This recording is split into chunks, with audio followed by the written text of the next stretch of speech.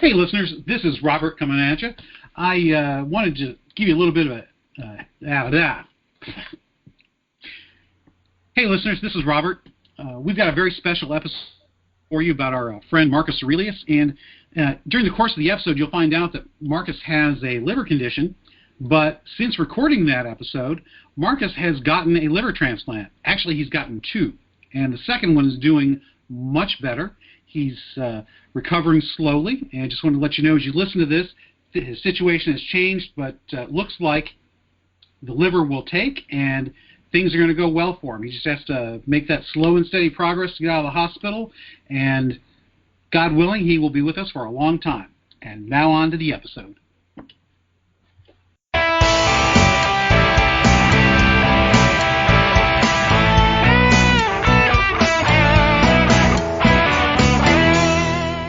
Hey everybody, we are Robert, Martin, and Francis, and this is Snakes and Otters, pointless discussion of eternal questions. Get ready, we're about to live in your head rent-free. Welcome back to Snakes and Otters. I'm Martin. And I'm Robert. And I'm Francis. And today in our Hoopajoob episode, this is episode number 53. Can't believe we're already into the 50s. And we are going to be talking today with a very good friend of ours, Marcus Aurelius. Of course, not his real name, as none of us use our real names to protect the innocent, or even the not-so-innocent. Yeah, our noms de pod. Noms de pod. We're going to talk with Marcus Aurelius today about his life, our lives together, just reminisce on some good times. Marcus always has some good stories. Some of them not quite family-friendly, but we'll try and keep it at least PG-13. A master storyteller. We were talking about that earlier. Yes, very good storyteller. So anyways, just a little bit of background since Robert here, myself, is captaining the episode. I've known Marcus for 34 years. I think 86. Yeah, so 34 years now. 34 years. And we met at Bellarmine, as all of us That's right. did. That's right. All Common from in our Bellarmine. background. And we met through theater and in the dorms and did things. We did Rocky Horror together for a couple of years. Marcus was Rocky. I played Brad, and on occasion did Frank. And played the part. Yeah. Played the part. Yes. Yes. Played Brad the part. was- Yes. was Played your- the part. Very good distinction to make there. Just wanted to save you some further issues down the road. Yeah. I appreciate that. So it's been a long friendship Yes. for all of us, and one of the reasons we decided to do this episode, I'm going to try to make this the only serious part. Marcus has a liver condition that is basically fatal, and unless he gets a transplant. You were just listed, though, right? Yeah, but they changed the rules. They changed the rules, but it does. Considering you are already 4 or 5 years past your expiration date. I'm actually about 7 years past my expiration Okay, date. so you have already beaten the odds, which is fantastic. But you're also the only guy that I know that would get cirrhosis of the liver would be the non-alcoholic cirrhosis of the liver, because you never do anything like normal people. Of course. But we wanted to get together and just reminisce for posterity's sake, because I think we all have have had some great times together. Great stories together. We just had a good time. Lots of good stories. Lots of good stories. We were all at each other's weddings, I believe. Yes, yes. And it's our only interview episode that we have done. Right. It's going to be less an interview so much as a discussion, but yeah, it's an interview too. It's a It's the first guest we've ever Our had. first Certainly, guest. yes. Marcus is our very first guest. So he holds a special place in Snakes and Otters history as well as in our hearts. Amen. Yes. So, But Robert, let me interrupt you for just Yeah. 1 second here, because there is one other item of business that, since we are together, that I Yes. would like for you to do, and that is to a salute to a favorite place in Snakes and Otters lore. yes, we just came from lunch at China Inn. And China Inn has been around basically as long as Mark and I have known each other. Give or take Longer. A little longer, And, but certainly in the early to mid 80s. I started going there the very first year they were open because you took me there. And it was owned by, was now, Sue Penny. And Penny just recently passed which was very sad for all of us Yes, because indeed. she was a part of our world. She always called you by name. Always every called me time by we went name, in. which always amused my wife to no end. After 35 years of eating there, she should at least know you. Exactly, but she was always had a She was smile on her wonderful. face. She was just a wonderful person. A local icon, really. Yeah, really, a She local really icon. tied into lots of things. She really was the very best of what it means to be a local business person. Yeah, that and- loves their people. You know, she was an immigrant. She came to this country, and she built a Chinese restaurant there on U of L's campus. That is, Which is ironic because she was Thai. yeah, because she's Thai. Yeah, They would but you know, occasionally feature a few Thai recipes Yeah. on the menu. but you know, American Chinese food is not really Chinese food anyways, That's so true. it doesn't really matter. But still, though, anybody who went there knows it's one of the best Chinese food places in the Yeah, city. it was Absolutely unique. bar It was none. homemade. It was certainly you never got it off the truck, so to speak. And her whole family works there. Yes. Yeah, and Still so It's a true still family does. business. Yeah. And they have made the claim already online because Penny was well known that they will continue. Yeah. That's the plan. That's what she wanted, and that's what they want to do. So we're grateful for that because Yeah, and we told them, in fact, when we were there, you mentioned to the gentleman behind the counter, which I'm sure is related to her, that we miss her, but we're still here. Yeah. and we're Yep. glad you are. There was too. a special place to us that put a smile on his face. It did. I thought it was That really was nice. nice. I'm sure you guys noticed on the screen they had pictures playing Love those. of Of her, her throughout the years. That was phenomenal. For our listeners, just so you know who we're talking about, you can see her. She was in the movie Stripes. Yeah. Oh, that's right. So yes. if you watch the beginning of the movie when Harold Ramis is teaching the English as a second language class, there's a small scene where there's a Oriental woman, she's Penny, very young, in the back of the class, Yep. not understanding what the guy is saying, because it's like, what the hell is he saying? Kind of a look on her face. Yeah.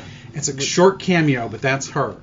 Yep. Didn't know that until a few years Yes. ago, but that is just phenomenal that she was in Stripes. Yeah. Yeah. Which was filmed here in Louisville. That's right. Yeah. And if you're ever down around the University of Louisville area, China Inn, it's Yep. worth a stop. It Yes. is. Very It's- unassuming little small place in kind of a little strip mall Yep. next to the campus bookstore. Actually, not even bookstore No, anymore. bookstore. Store's gone. Bookstore's gone. Yeah. Gray's his books is gone, but it's next to a little grocery store. And Corner. Fourth and Cardinal. That's it. That's Yep. right. a little bitty place, but it's And reasonable it's an prices icon. still. That's right. Yeah. Yeah, it's Yep. it's an icon. Good place. So here's to Penny, Robert. To Penny. To Penny. Penny. And Oh, there yeah, we go. yeah, that's right.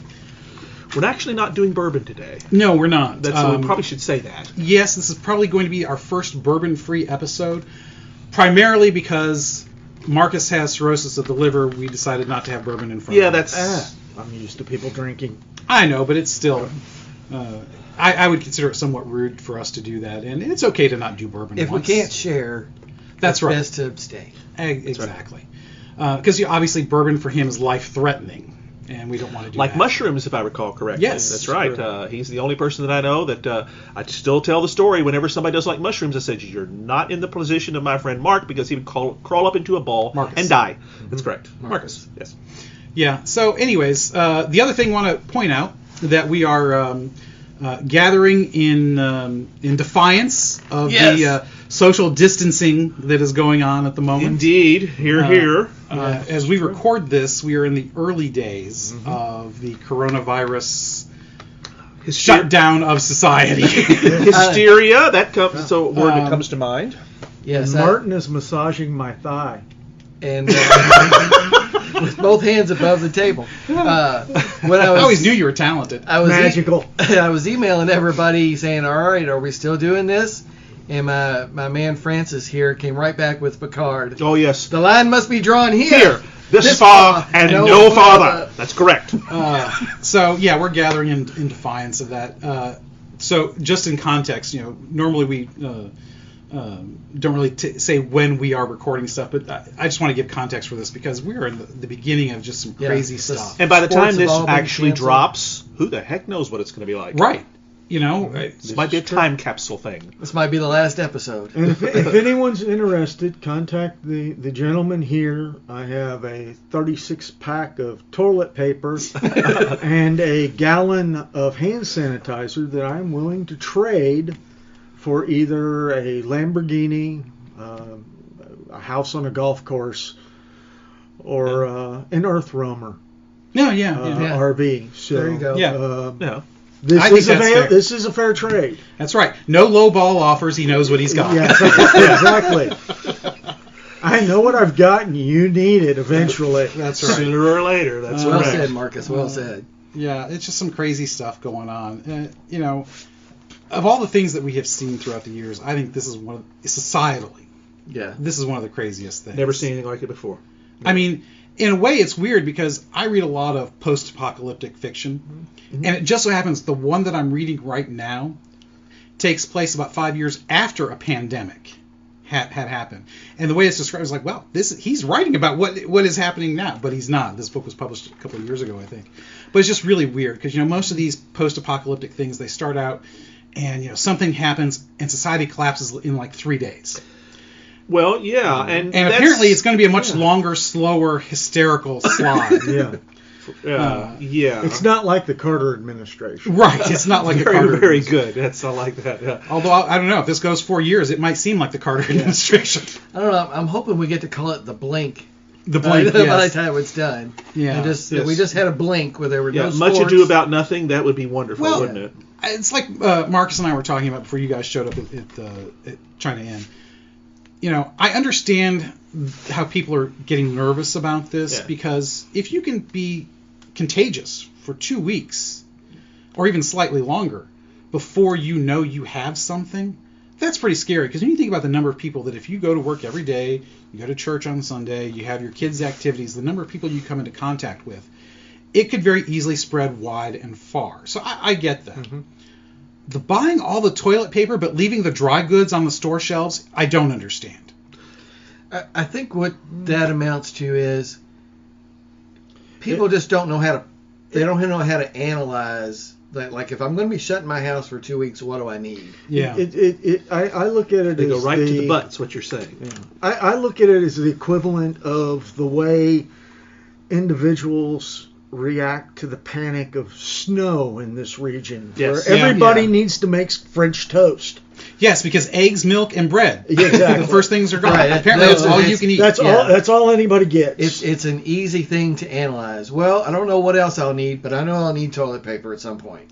Yeah. And so this is in effect a knee-jerk reaction. Yes. Oh, absolutely, yes. yeah. Yes. I mean, the staying home, like my office, they told us we expect you to work from home for the next couple of weeks. Yep. It's no big deal. But we are set up. We have always, since I've been there, been set up that is part of our disaster recovery plan. Everybody has a laptop. Everybody has VPN access.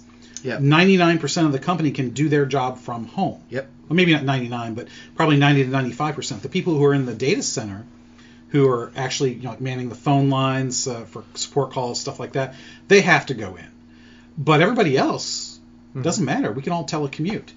Because nowadays you don't need to be face to face for meetings. Because you got Skype, you got GoToMeeting, you got whatever. I've heard a lot about the fact that the meeting questions have come up a lot lately, and I think there's actually some benefit in this because I think people will realize that meetings are often overrated. Oh yes, and a waste of a lot of valuable time. Yeah. And I think this may, if there's any bright spot, if there's any rose growing in the midst of all these ashes, it might be that maybe we'll understand that maybe we don't always have to meet face to face as often. Yeah. I guess that could have been an email after all. Yes, exactly right. Exactly. Yes. So write your emails well. You write them well, yeah. And you're there. Exactly. So I think overall, it's kind of a catch-22 because you've seen a lot of memes on Facebook. Like, well, if we didn't do all this stuff, it's going to look like, if we do all this stuff and nobody gets sick, it's going to look like we overreacted. Well, no, nobody got sick because we did all this stuff, not that we overreacted. I get that part because it's better to overreact in the sense that we self-isolate where we can just to help prevent the spread. I get all that stuff, but man, the people that are going nuts. That's the kind of thing that just drives me crazy. It really does. It's like right up there with the bad grammar on Facebook comments. Yeah. Logic suggests it's time to chill out. Yes. Very good. Very good. I've been doing spots. I was not the one that went there. You went to Star Trek this time. Right. Yeah. That's right. Yeah. So anyway, that's why we are gathered in. Well, I mean, I was speaking to my mother the other evening. Now she's a retired nurse, right? Yeah, she's a nut job. Well, but yeah. And she is absolutely convinced that this is a government conspiracy. Oh. Never thought your mother was one of those conspiracy kind of people. Well, Well, I never claimed she was stable. Well, This no. is true. This is very true. But how else would you end up with me? Well, I wasn't going to go there, but all right. No. But so with Italy announcing the fact that they were going to allow the old people to die, I had to pass that information on to her to help, support her in her conspiracy theories. Like any good son like would any, do. like any good child, son. And I'm also advocating supporting those individuals who are for a decrease in the population, with helping them along with the same kind of information. The people who are all for decreasing the population, it's somebody else's population they want to That's decrease. correct. Yes, It's always It's always somebody else's population. Yes. Yeah. But the good news is they are less likely to reproduce than most. True. Oh, that's very well put. I did see one considered meme that is yes. rather apropos, especially for those of us that try to have a balanced sense of what social justice really means. And that is that all of you people complaining about refugees, I don't want to hear any more about it, because you're the people who have been stocking up on toilet paper and hand sanitizer and all this, trying thinking it's the end of the world. They're no different than the refugees who are leaving their countries because of war and poverty and famine. It's the same damn thing. When you're not leaving your own city. It's nuts the way people are reacting. Well, I mean, it is weak-mindedness in the extreme, the reaction to this. Yeah, I mean, certainly, I wouldn't surprise me if, just because it's China, and you just never know what the hell those guys are doing over there, that they didn't unleash something either accidentally or on purpose. Well, if they More didn't, conspiracy theories. yeah. I mean, it wouldn't surprise me. How I'm many not saying it did. post-apocalyptic stories begin that way? Exactly. Contagion. Exactly. It's Great movie. right. Just watched that a couple of weeks ago. Just took one slut to screw the whole world. I Yes. suspect that movie. In fact, I've been seeing it a little bit on the web, and the fact that people are watching that movie. It's appearing in the Netflix favorites now because everybody's watching that movie. Yeah. Well, my wife was on a flight back from Amsterdam just before they shut down. Oh, she's back. I didn't know she was Schiphol. back. I saw the picture you posted on Facebook of her And plane. the movie they were showing on the plane was Contagion. Nice. Nice. Somebody has a sense of humor at the airline. For her and the other 20 people Yeah. on the plane. Man, talk about a money-losing flight. And JFK was a ghost town. Oh, I bet. Wow. Well, yeah. Well, Penny's was a ghost town when we went there. Granted, we went there right when it opened, but usually it's got a few people there at lunchtime. Mm-hmm. I mean, I think only one other group of people came in, and did they get theirs to go, or did they stay? No, there's a couple. Those- There's a they few that those stayed. fell that stayed, We and there was were one. early on that, but the fact that the university's closed. Yes. And it's a Saturday too, so there's Well, not even like, so, Saturdays, every time we've ever been, it's always busy. yeah, it's the deadest it's ever been. That's for correct. us, yeah. So, yeah, anyways, that's the context of where we are in the world at the moment. If you're listening to this, hopefully we're still alive and broadcasting, and we'll be here for the next episode. Yes. Well, if the internet still works, we'll have this posted automatically Yes. on the date. So might be all you get. This might be the last episode. And as I've said on our Twitter feed, hey, if you're not watching sports, you got nothing else to do, you can listen to us. That's right, exactly. That's right. Yeah, did you guys see where Pornhub was offering a free month for people in Italy? Yes. Yeah. Well, and I before I heard that, I was saying to somebody, like, if I were Netflix and Hulu and CBS and Disney, I'd be offering a free month to everybody right Well, now. Disney is already dropping Frozen 2 this weekend, 3 months early on a Disney Plus. Oh, yes. Rise of Skywalker is dropping this weekend, That's too, right. the digital version. And the because of Bond this. film has been delayed. Yes, Yes, I know. we heard that, we yeah. recorded a Bond episode a few times back, and we had it all set up where it was going to drop at about the same time before the new movie, and now that's all been shot right out of a Walther PPK. Did you get all of them? Oh yeah. Like the whole 27? Oh yeah, we discussed just about every one of them. It's Yeah. the character in particular, but we probably didn't touch every single movie. We but didn't talked about a have lot of them. time. We've talked about some that were some of our favorites, both characters and stories. I mean, I'm a big fan and have been since from the books. So and Robert's not so much, but I mean, I like to watch them, but they're not. yeah.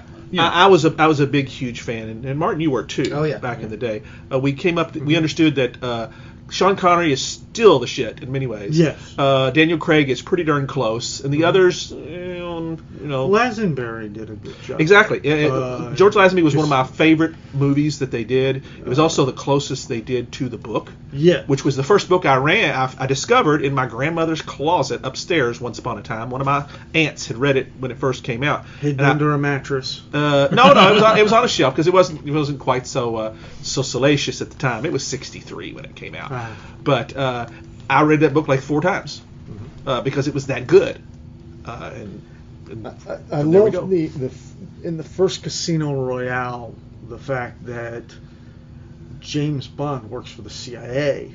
Oh, And the it's- David Niven version? Yeah. No, not David Niven. There was one before that. It was a live Oh, I'm sorry. version. You're talking about Barry Nelson in Barry the 50s. Nelson in That's the right. 50s. Which is hard to come by, actually. Yes. It was live performed It was as a well. live performance. They Americanized him.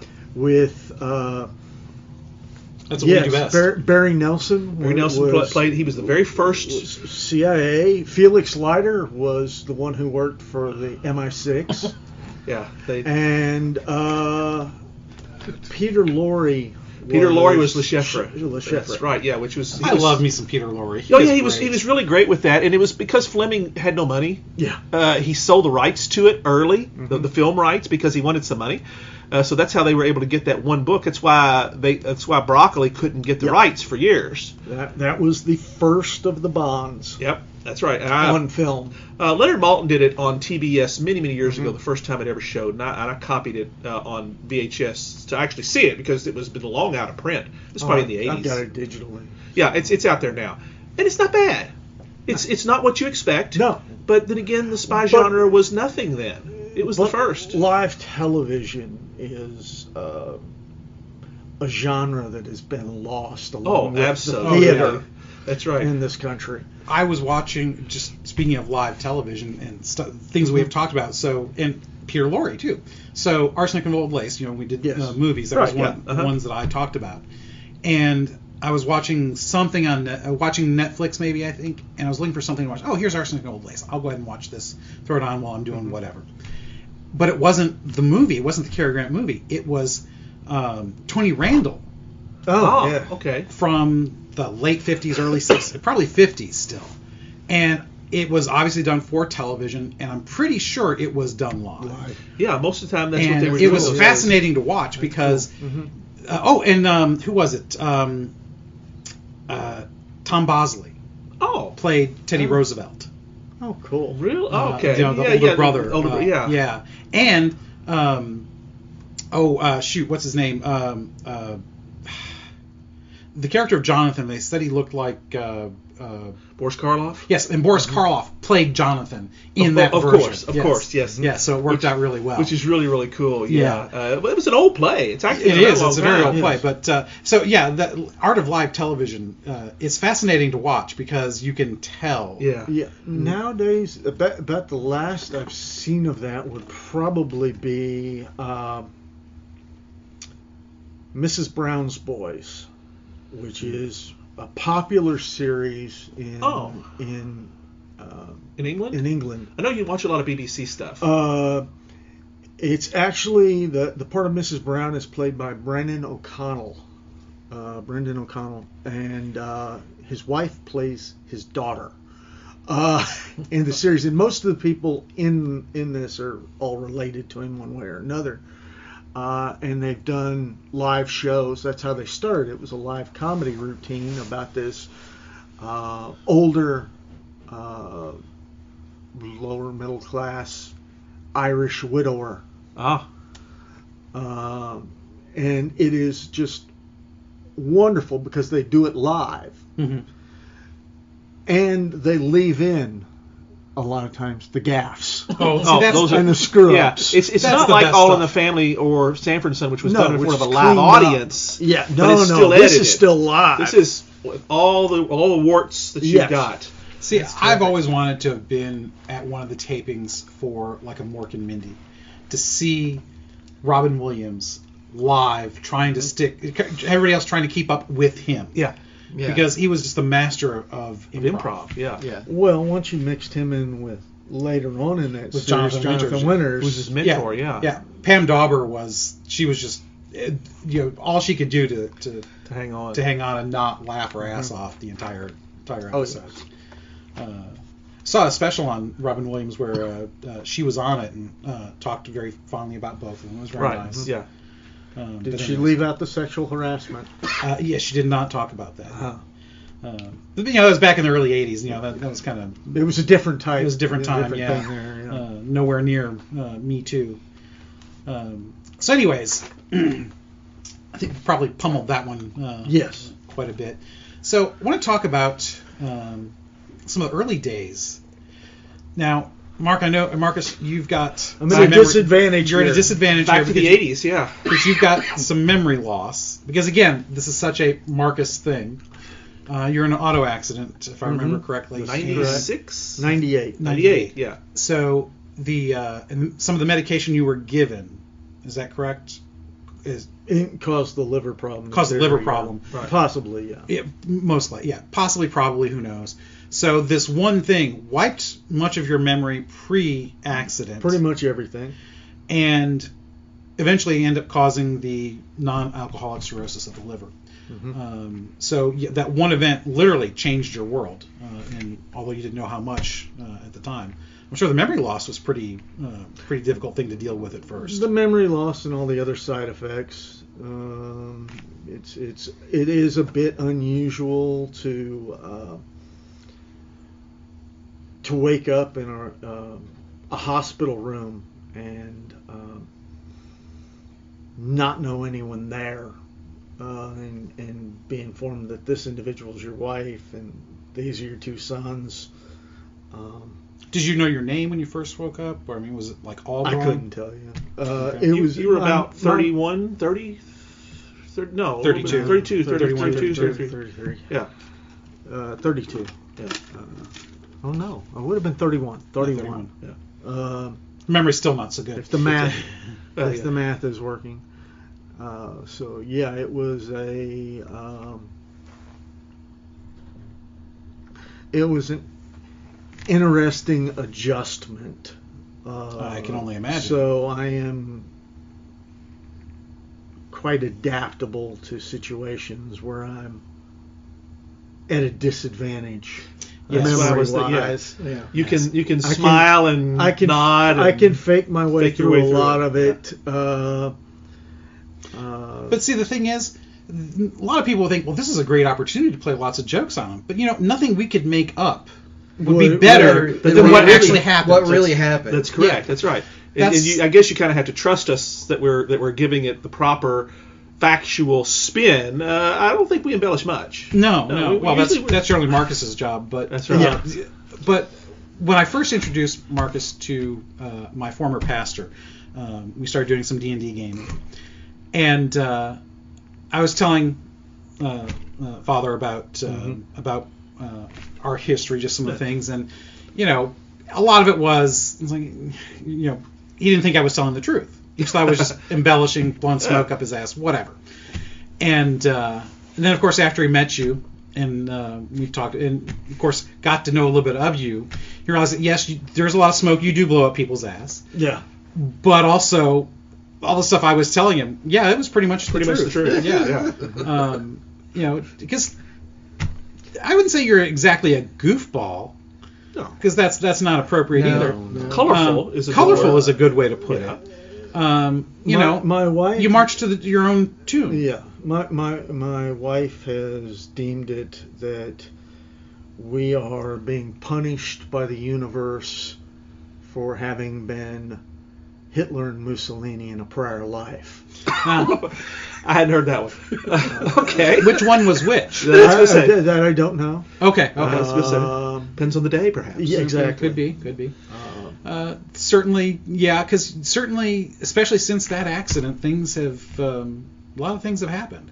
Clay was in his accident. Things happened before that too. Well, that's true. Your wife has her injuries that she's dealing with. And it did pass on to my sons. Yeah, the family tradition. Yeah. So one of the things that I remember most about a time that all of us have spent together.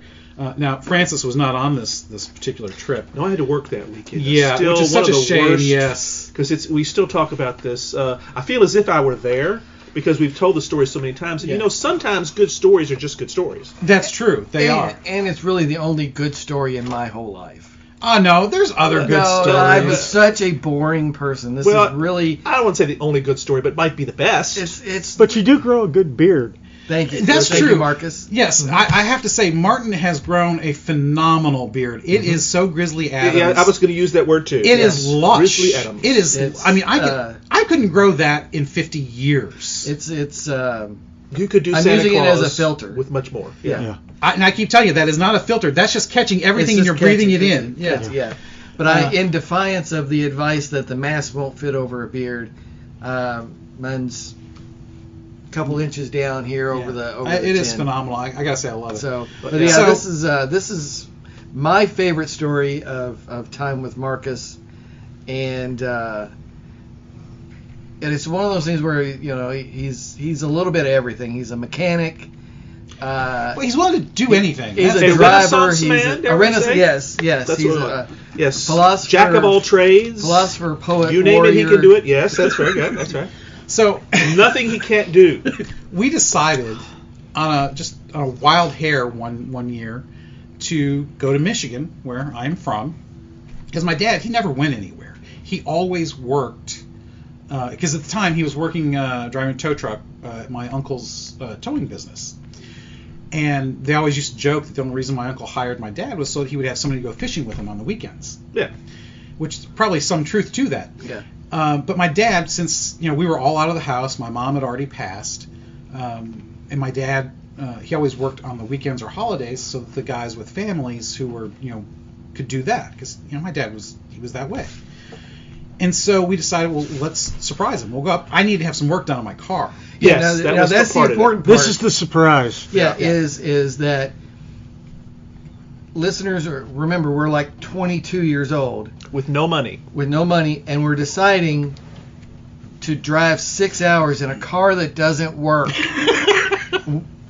We're supposed to be smart guys. Yeah. I'm a Did we college at least cook graduate. on the motor on the trip? No, that was a another trip. different one. That was a different trip. Yeah, that me and you and our wives, we took up to. I forget where we went. We might have been to Cincinnati. I don't know, but Yeah. that was a different trip. And it's Thanksgiving. That's another Thanksgiving. important. Yeah. Yeah, that's the No. holiday. So this had to have been '88 because you were out. Yeah. Yes, But I was still in. I was I was working as well, That's right. and where I worked at the time, you couldn't get off for those holidays. Right. Yeah, Right. because I was in charge. And of the I had place. only saved up enough time just to take the Friday after Thanksgiving. Right, because it still I would have couldn't been. take off Wednesday, and that's why we couldn't leave until nighttime. Right. So we're driving 6 hours in the dark in a car that doesn't work. Right. I don't even remember what it was about the car that needed to be fixed. It Transmission. Was a transmission? Okay. So, anyways, we get up there. We get to my dad's place. No, wait a minute. Wait, you're skipping. You're skipping. You're forgetting about the stop at Arby's in Covington. Oh, wait, I'm driving. Oh, what happened? Okay, you're driving. Right. And listeners, it's important to remember that at this time, I was not being fed well like I am now by my esteemed wife. So I weighed about $1.25.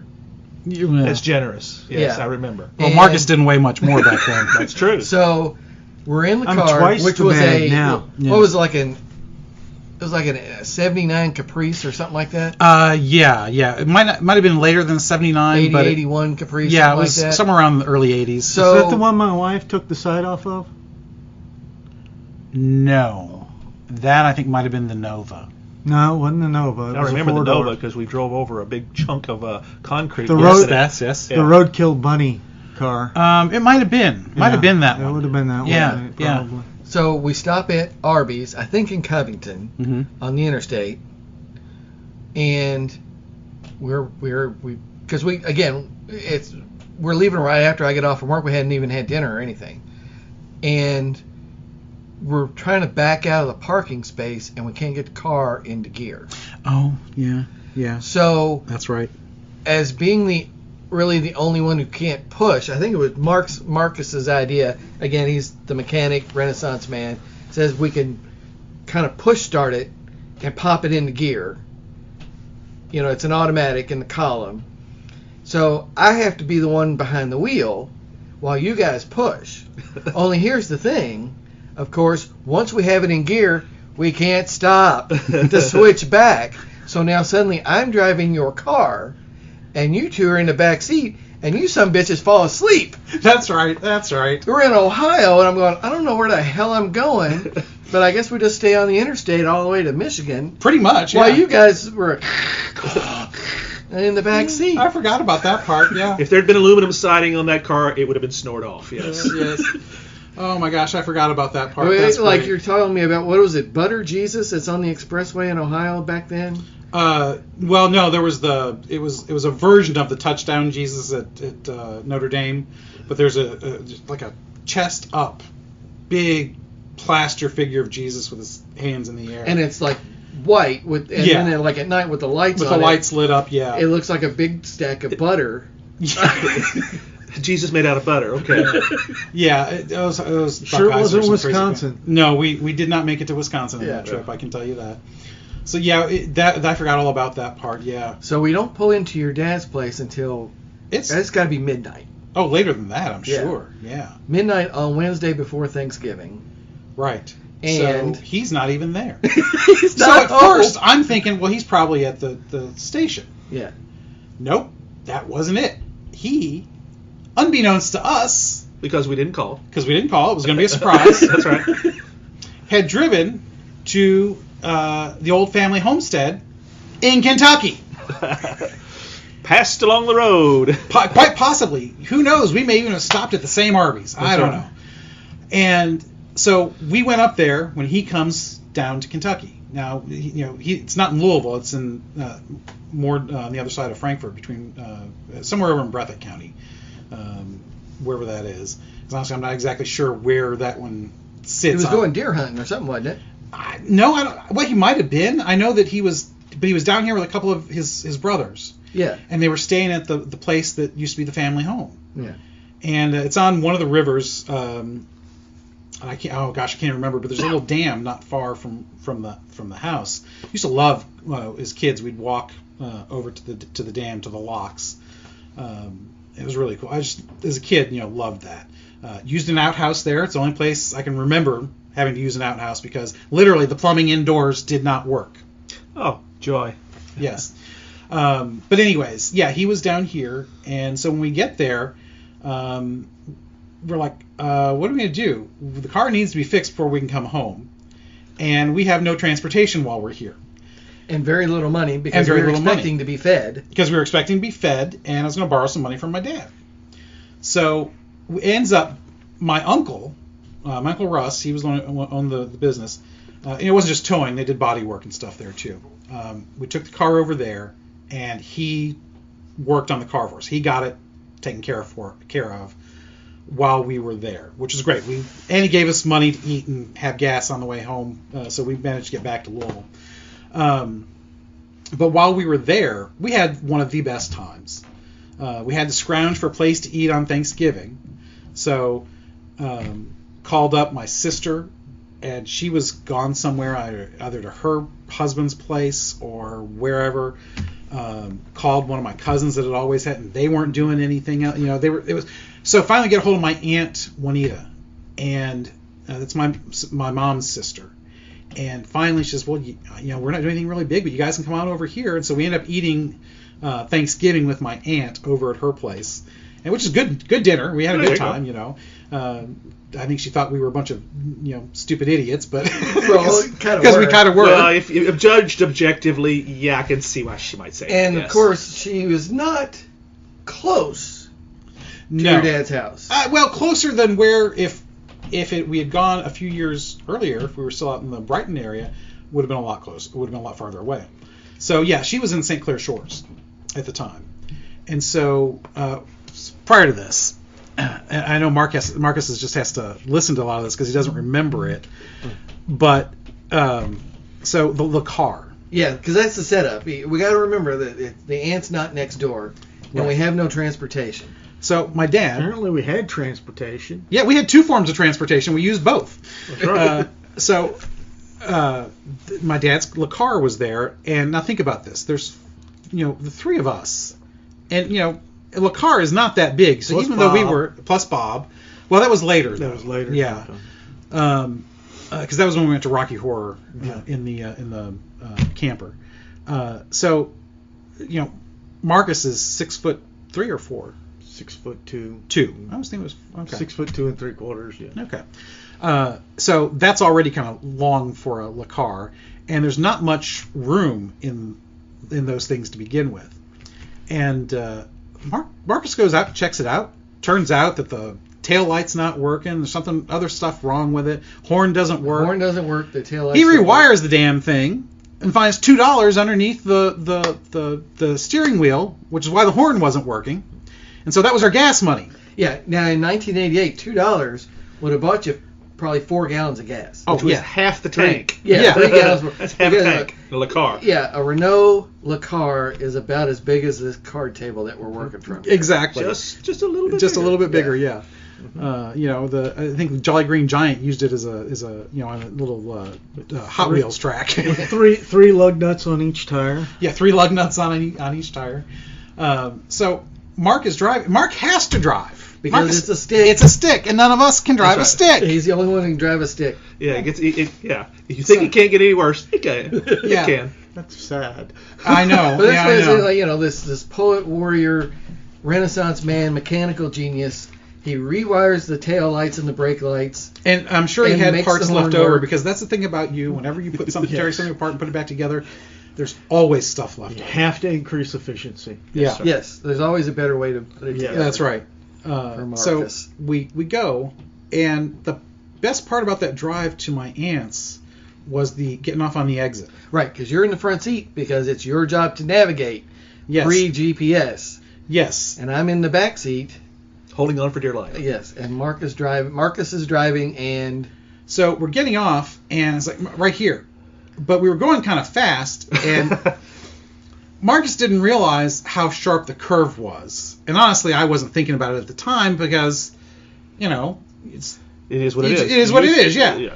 And so we took that, and I don't know how we didn't go up on 2 wheels going around that curve, because that was a tight turn.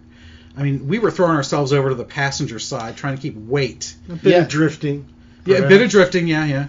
yeah, Marcus is yelling at us, lean to the right of the car. Lean to the right, lean to the right. So we're pressed up against the right side. Trying of to a keep the Renault, weight distributed over there. trying to keep weight over the right-hand wheels while he takes his big With three sweeper. of us, we would have weighed more than the Lakar. Yeah, just about. Yeah. Certainly today we might. Yes, there's more of us these days. Yeah. Yes. Oh my gosh. That was just one of the But it's best one of car those rides. classic, like, oh, the exit's here, Marcus. Still, that's not the best part of the story, though. No, 'cause you haven't that's- even gotten to That's the just the best real part of meat. the drive to my Yeah, aunt's. that's the setup. The real stuff comes in after that. Yeah. Well, I assume the reason that we took the RV was because we had already run the Renault low on gas, and the RV had a tank full of it. No. No? I think it was because we thought we might meet girls. Actually, Which was always a possibility around Marcus in addition Well, to this is And correct. all going to his Rocky other Horror. abilities. Yeah. In addition to all of his other abilities, Pre your dear wife. That's dear right. wife, he was kind of a chick magnet. I was Yes, going to he say was. man slut, but all right. But you and I were not. No. So, slut would be appropriate. yeah. So, yeah, we took the RV. So, the next night, we had dinner, we came back to my dad's place. It was the next night. 'Cause it was Saturday night was Friday or Saturday when we went to Rocky Horror. I guess it was Saturday. which was in Ann Arbor. Ann Arbor. Now, the Friday night, that's when Bob came over, I think, because I think he stayed a day or two with us while we were there. Bob is our good friend in Michigan, which Still lives in Michigan. still lives in Michigan. And although I use his real name, but, it's okay. He doesn't have to anything There's to worry more about. than a few Bobs in Michigan. I'm Yeah, there are. Pretty sure. There are. We're okay. So he comes over, and it's during that time when Marcus field strips the M1 that my uncle, who owns it, you field stripped it. He had to put it back He together. put it back together. I'm sorry, you stripped it. You got he into put it back something you were together. not quite prepared for. I had to take it apart. And, And it's the like, Renaissance man had to finish it. Wait a minute, the bolt's not going back in. Yes, and Marcus finished putting it back together. Did not have parts left over that time. Yeah. Thank God. That would have been a bad thing. There was a crossbow that I think got fired a few times out in the backyard. Lost the bolts in the backyard. Yeah. Okay. Yeah. But then we decided to go to Rocky Horror, which, you know... And Detroit's one of those cities where you cannot go without having an M1 carbine and a crossbow in your house. Yeah, pretty much. Well, there were bars on the windows and the doors. Oh yeah, Yes, the neighborhood where your dad lived was on the second floor. difficult. Yeah. Yes, on the second floor, too. Yes. Yes.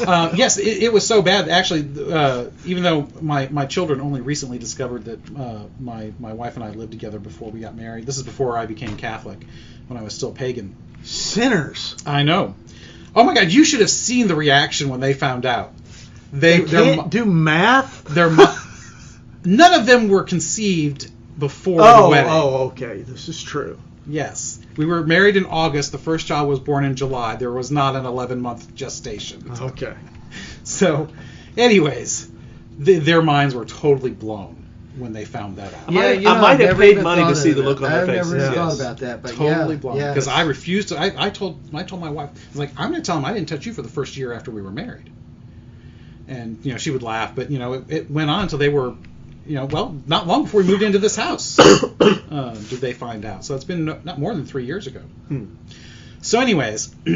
Gullible children. Gullible children. Well, if you don't tell them things, of course they're not going to know. They never asked. Secrets are secrets. Nobody wants to know about their parents having That's sex. right. Oh my God. My middle child, to this day, it just, oh my gosh, it's one of the worst things you can do.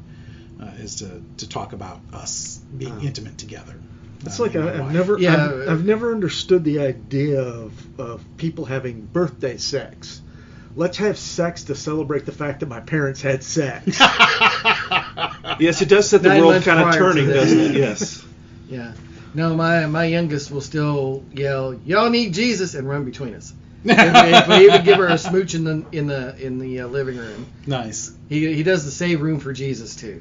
Nice. So I'm sure he's run into a nun or two online somewhere and saw that. Well, my children just run the other way when we talk about it. There was one time I used to ask my wife if she was going to sleep naked, and so my middle child, she was just in my office, which was right across from our bedroom at the time, because I was in one of the bedrooms for an office, and she had said goodnight, and she was going down to the basement to her room, where her room was at the time, and I asked my wife, "You gonna sleep naked?" And I hear from down the hall, "Oh my God, why do my parents hate me?" You couldn't make this stuff up. Yeah. See, this is, my sons, with the way they grew up, it's... Yeah, well, you're You notorious take for things to- answering the door naked if people stop at your house. That's correct. But that does keep down on people returning. That's correct. That's true. That's Yes. right. Salesmen don't come to your house anymore, I'm Exactly. sure. No. It just takes Jehovah's once. Witnesses. Oh, you live for that. Open the door, and ask them if they're here for the orgy while you're standing there naked. They tend to be a bit unnerved. yeah. On the map of houses they visit, there's a big Yeah, there's red a big X red over X. Marcus's Right. house. No, there was a time with my sons where I had gone up to Wisconsin, ironically to the swingers capital of the Midwest, which is Black River Falls, Wisconsin, where she was working. Oh, really? I guess because there's nothing else to do in Wisconsin. They actually have an 60 or 80 acre nudist campground that hosts these huge events, and they also have swingers hotel takeovers that camp sponsors, where they take over whole hotels in Madison and Eau Claire and what have you. Wow. Gee, wouldn't that be so... I would hate to be the traveler that stayed there one evening. That sounds like a horror movie. Well, I wouldn't want to stay there right after. The anyways. horror movie is if you order pizza in Wisconsin, they only offer cheddar cheese on it. Ooh. Yes, exactly. But I picked my wife up.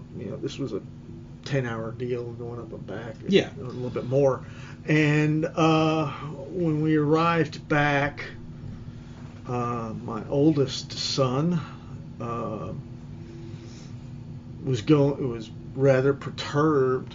Was like, you need to talk to your youngest son. I won't use his name. He's very upset. So what what the hell is he upset for? He goes, well, y'all were gone. We went through your room looking for pizza money. I said, well, that's your first mistake. Yeah, that was a mistake. And meanwhile, my youngest son comes down the steps and goes, why? Why?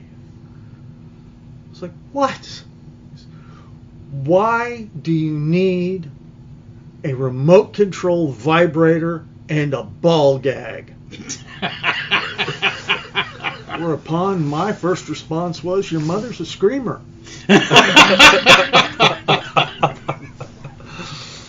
Don't ask questions you don't want to know the answer to. They learned 2 lessons that day. That's right. One, Sometimes ignorance really is bliss. exactly. Don't go through Don't go through the mom and dad's stuff. And secondly, don't ask questions you don't want an answer to.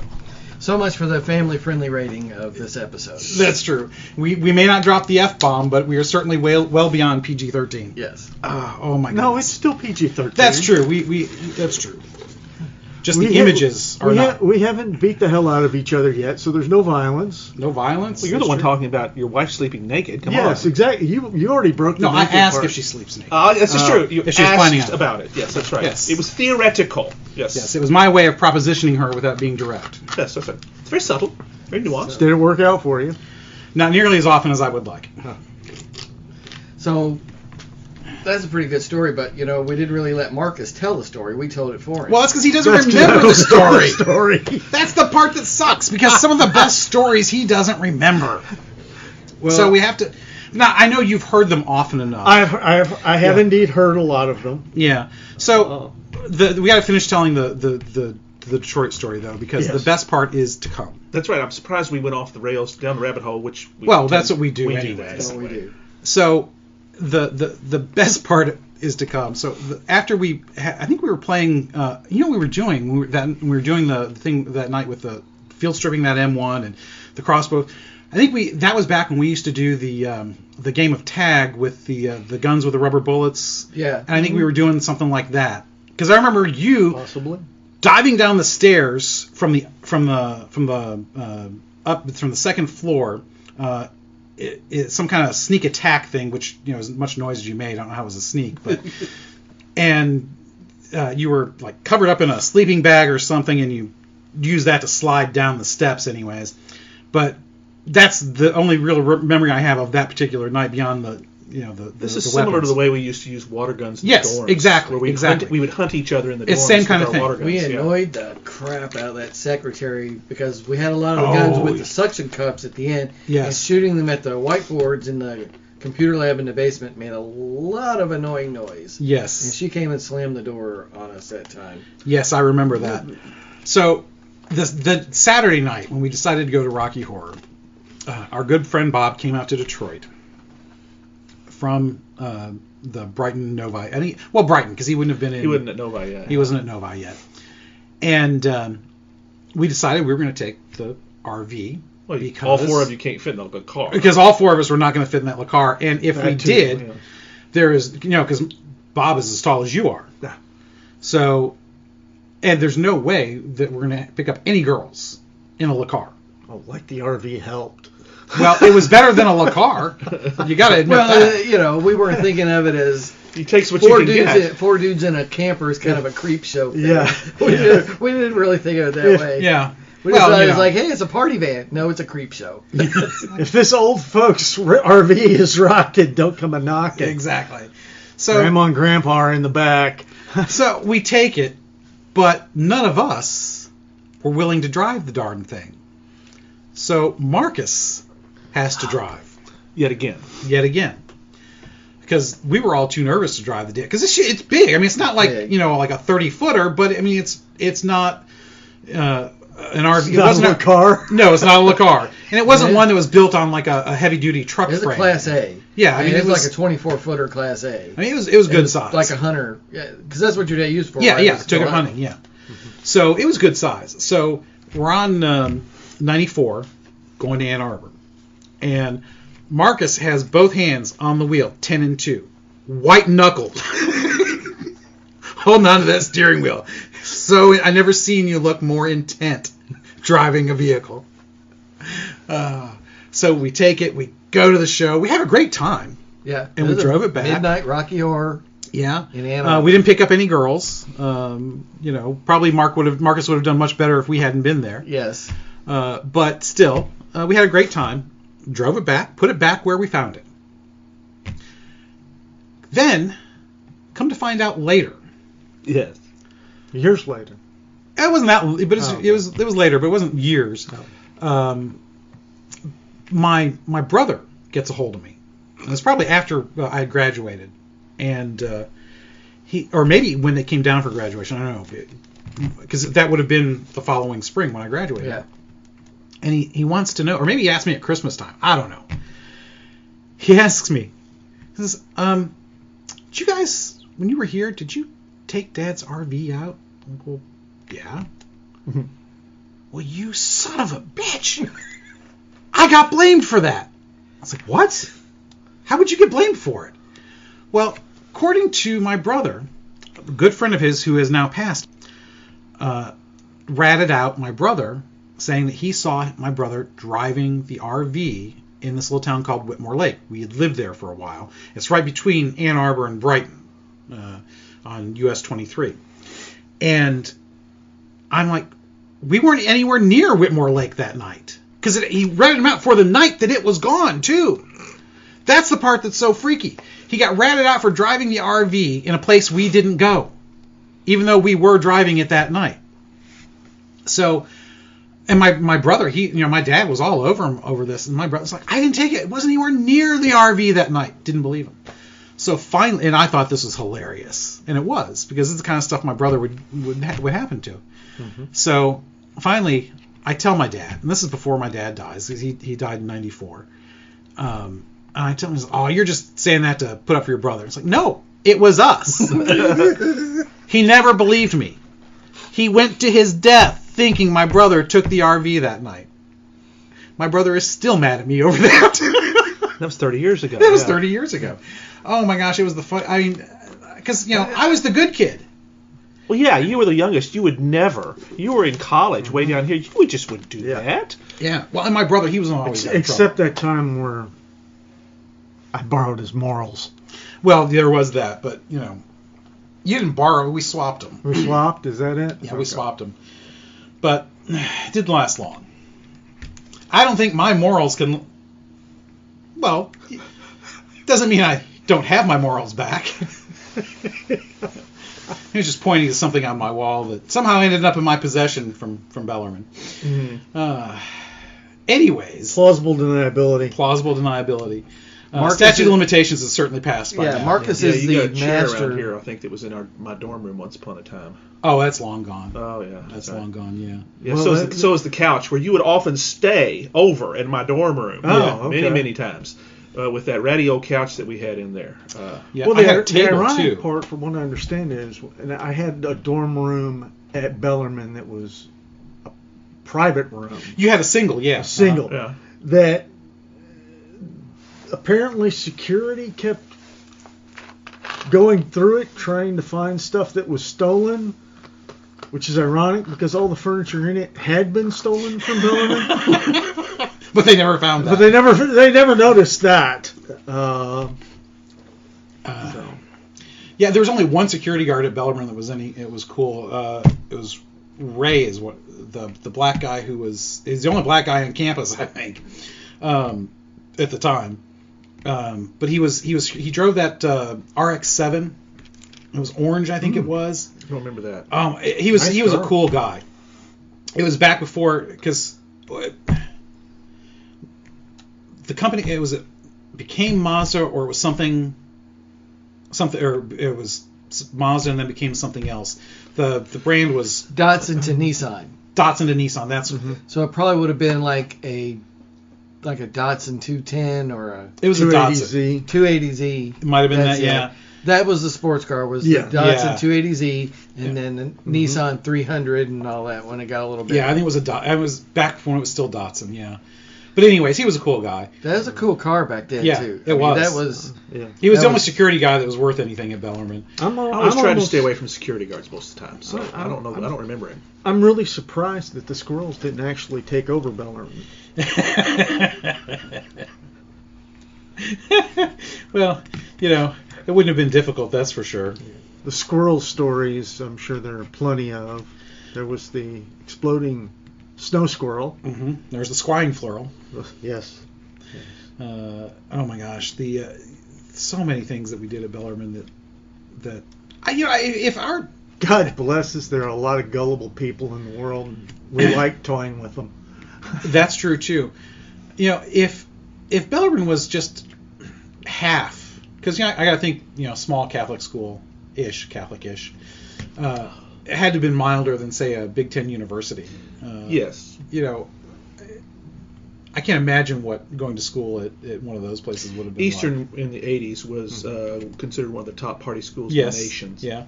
It's not that way now, but it certainly was for a long, long time. But yes. But Bellarmine had the advantage of a lot of sexually repressed young women. That's true. That's Uh, true.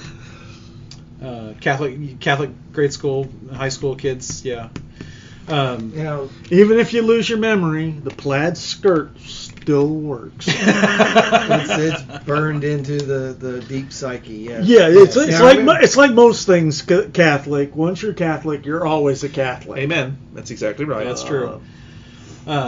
Yeah. So one I of the mean, things you could join Al Qaeda and you'd merely be a bad Catholic. well, maybe That's not very well merely, but yes. Yeah. Well, to be fair, if you're Muslim, if you're an Al Qaeda kind of Muslim, and you become Catholic, then you're an apostate because you're not allowed to leave theirs either. So Yeah, this is true. But you probably feel pretty comfortable. Well, Yeah. because I don't know. If there's tons and tons of what they would call lapsed Catholics in this world, and they're not subject to being killed. Unlike leaving certain Muslim sects, that's entirely possible. Yeah, that's true. I think that depends on the family. Perhaps, Well, but yes. certainly not the church itself. It's not church endorsed. That's absolutely. That's correct. Thou shalt not kill. Yeah, that still carries a little bit of weight here. yeah, But we didn't always necessarily follow with that all that well sometimes. Yes, but yeah. we at least knew the standard, and we never backed away from that. We Yes. did have that top 10 list. Yes. That's so right. there was something else. What about something else I was going to say about our time at Bellarmine, and I don't know where it went, but Well, that's what we could say about the time. Where did it all go? Where did it go? Practical jokes. 4 years. That's oh right. my gosh, pennying people into their dorm rooms. That was I a guess big I thing did for a teach while. that. What was the name of that professor in computer science where Mark tied a fishing line around the desks and was starting to make them move during the lecture? Oh, I don't remember That was that. I Professor don't. Smith, wasn't it? No, that don't would know. have been. I had him for statistics. I don't The think it fellow was with him. the long dark hair. Oh, That's okay. that sounds It right. was- I don't know. I Gene had Smith. Yeah, that Oh. sounds right. That I had name him. sounds familiar. I had him for statistics. Yeah, that sounds like him. See, I wasn't. Eventually, he said, "I see your monofilament line there." Nice. he got you caught. Nice. I didn't know that story. That's fantastic. No, I didn't know. I that. forget which great. computer science class that was, relational databases or something he was teaching us, and you had tied fishing line around the bottom of one of the desks and had run it like all the way around back to where you had been sitting and started pulling on it so the desk would move during the lecture. That is awesome. That's better than the tying a fishing line to a dollar bill on the ground and yanking it. Yanking it. Yeah. That's one I would have fallen for a lot of times too. I'm glad. Well, if any students are listening to us now, if they hadn't done that yet, that's going to be high on their list. I'm gonna say, well, let's keep a few secrets from our time at Bellarmine. what because was? Bjorn is still there. Well, That's true. Well, yeah, I mean, apparently there was a individual who was from England, or rather irritating one. that I heard of. Graham. That apparently Yes. I stole his dorm room. I remember Put something it at the about bottom that. of a Yes. stairwell. Yes, I remember that I story. remember that yes. story. That's Yes. exactly right. I Emptied remember. out his room. You emptied his room and put all of his furniture at the bottom of a stairwell? Just like when it was in the dorm room, from what I understand. Well, of course, that would be the only way. You couldn't just stack it up. You Right. had to make it look exactly like it was. Apparently, it took him a couple of days to find his dorm room. didn't know that story. I do remember him, though. Yes, Yeah. he was a bit of an, shall we say, Arrogant innocent. twit. Arrogant twit. Twit is a good word. It's a very British word. Yes, it fit very well. He might have turned out to be a nice guy after all. For all we back know, then. that's correct. Yeah. But it's, but hey, you jump onto something that seems odd, and you just kind of run with it. Probably I a good mean, thing I was a an commuter. asshole, but at least I was a fun asshole. Well, that's true. Yes. Yes. I'd have been at the butt end of some of these if I had lived on campus. So it's probably a good thing I was a commuter. Well, the last year something to you be said didn't for live a on commuter. campus last year anyway. That's why you spent the okay. night in my dorm all these times. Oh, okay. Well, yeah. You were there basically the first 2 years. Well, 2 years, I think. Was it 2? I don't know. Yeah. What are you asking him for? He doesn't know. Yeah, I know. I do that all the time, and it's just out of habit. Now, for the last 2 years, I know you weren't because I graduated the year before you did, and the last year of because we had bunk beds, me and my roommate, so that's why I had that ratty old couch in there, which you would crash on just about every weekend, all the time, constantly. Yeah. Yeah. Because I'm the only one that had a TV. That's true. Or VCR. I'm the only one that had a VCR. Well, yes. Yes, Well, yes. yes, because at That first we would've were been- renting VCRs. Yeah, exactly. To watch stuff. That's right. But then you got one. I finally bought one, which this is 86. 86. And I had bought a stereo VCR. I actually got my tax refund and did that. This is the days you couldn't get them. That would have been, what, $2 easy? Oh, absolutely. Oh, yeah. yeah, And I dropped easily. $2 on that thing. Stereo hi-fi. Maybe even more. VCR.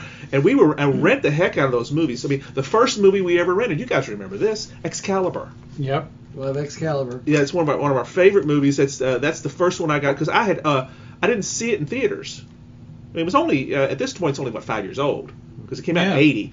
So, but that's one that I want to watch this. I remember us watching that. We watched that thing, I don't know how many times. Yep. Planet of the Apes movies. We watched those in there. Yeah, you were buying the Star Trek episodes as they were coming out. I was. That's and right. We watched the hell out of those. That's right, because I had those. I didn't rent those. Bought them. So it was. We watched many a movie at our place. For you younger folks, videotapes are what we used before the internet. That's right. For porn. And if you were renting it and you returned it and did not rewind, they charged you an extra $1. That's right. Yes. And that's essentially why that format survived and beta did not. Exactly. And the other thing about the internet back then, what we had of it was, if you were downloading porn, it was typed on a printer and printed out. It was called your imagination. Yes, there was, but we also had the ASCII art.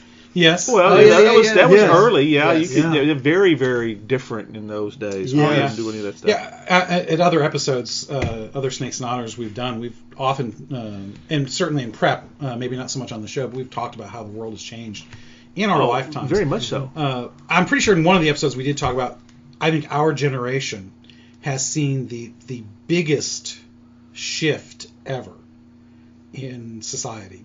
I mean, you can make the argument that the Industrial Revolution was a big shift. Yes, it was, but it was slower, I think, than the shifts that we have seen. That's correct. From the time we were born until now, in the last 50 years. Yeah. Generation X, which is what we would consider yes, ourselves. you are the first year of Generation Yeah, X. we're That's Gen correct. X's. And we are the second year. You were the third, Marcus. Mm-hmm. Yeah.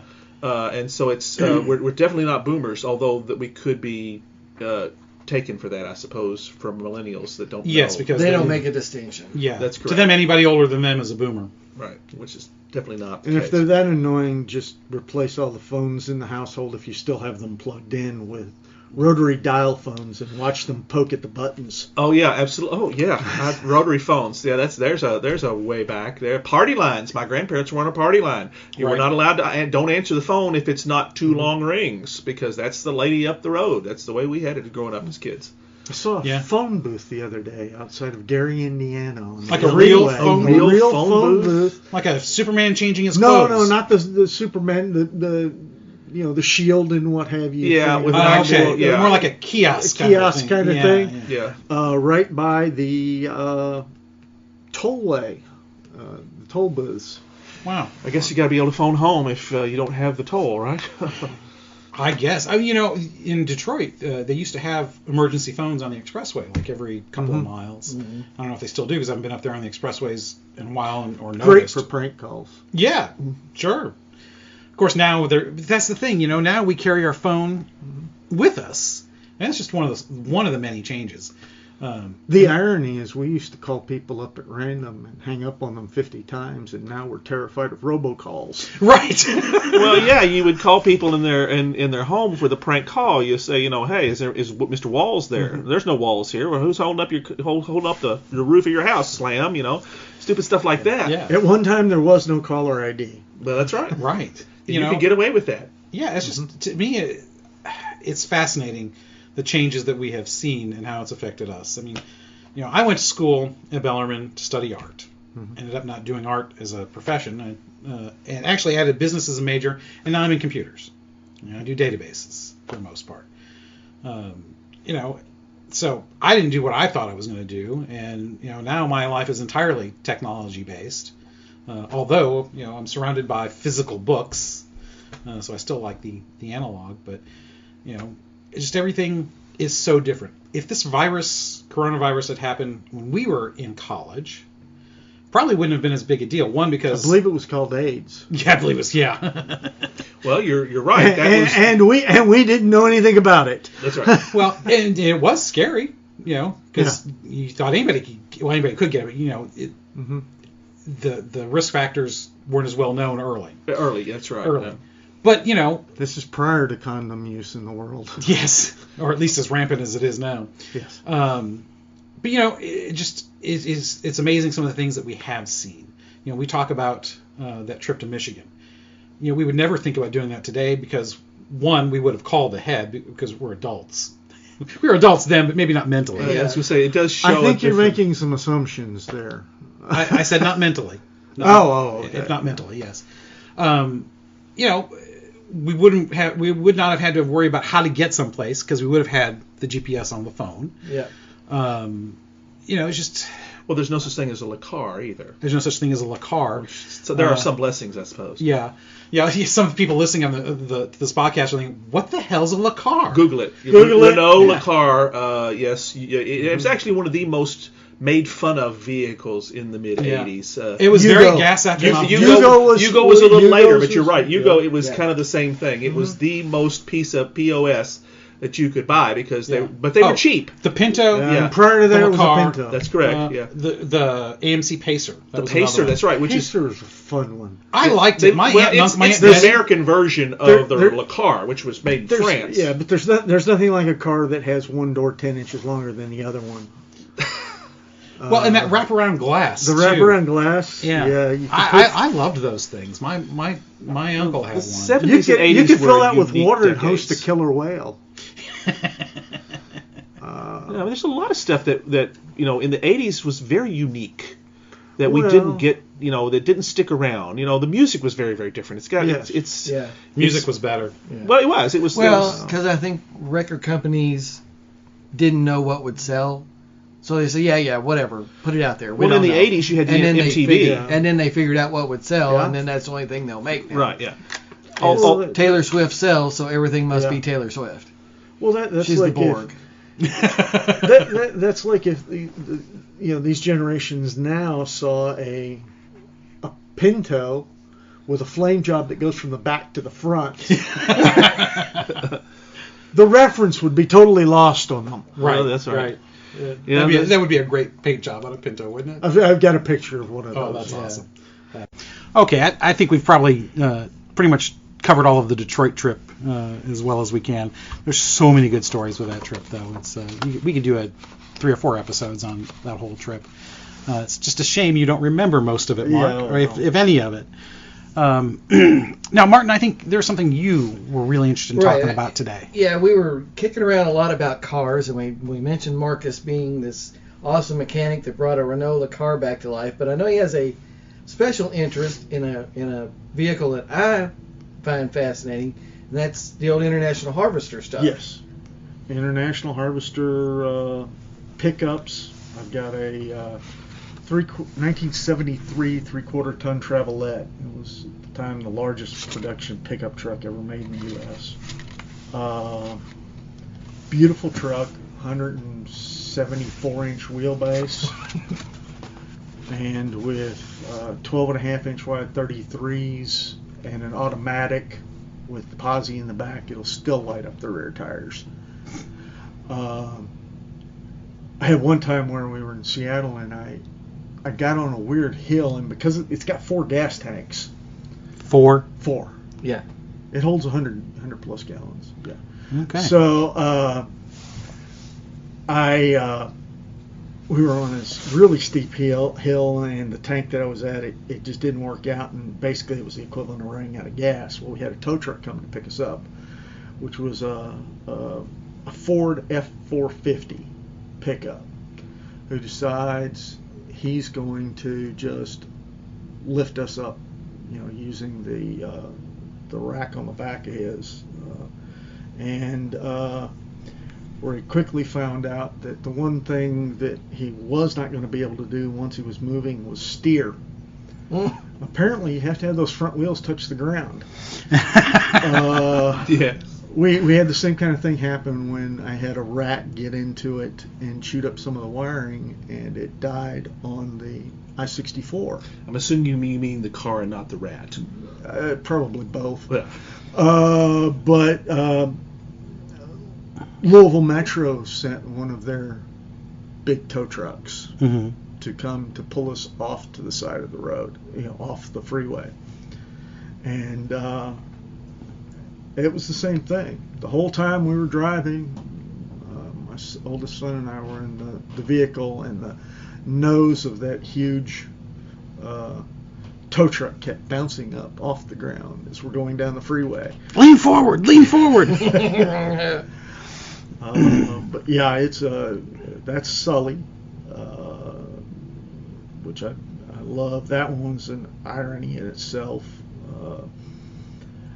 When I was living out in Seattle, a friend of mine worked at International Harvester, or not International Harvester, sorry, Kenworth, PACCAR. And he worked in the same plant with Gary Ridgway, the Green River Strangler. Serial killer, yeah. Yeah. Well, he called me up one day and said, there's an International Harvester I need you to look at. The friend of mine that I work with, her mother has it, and it was her father's.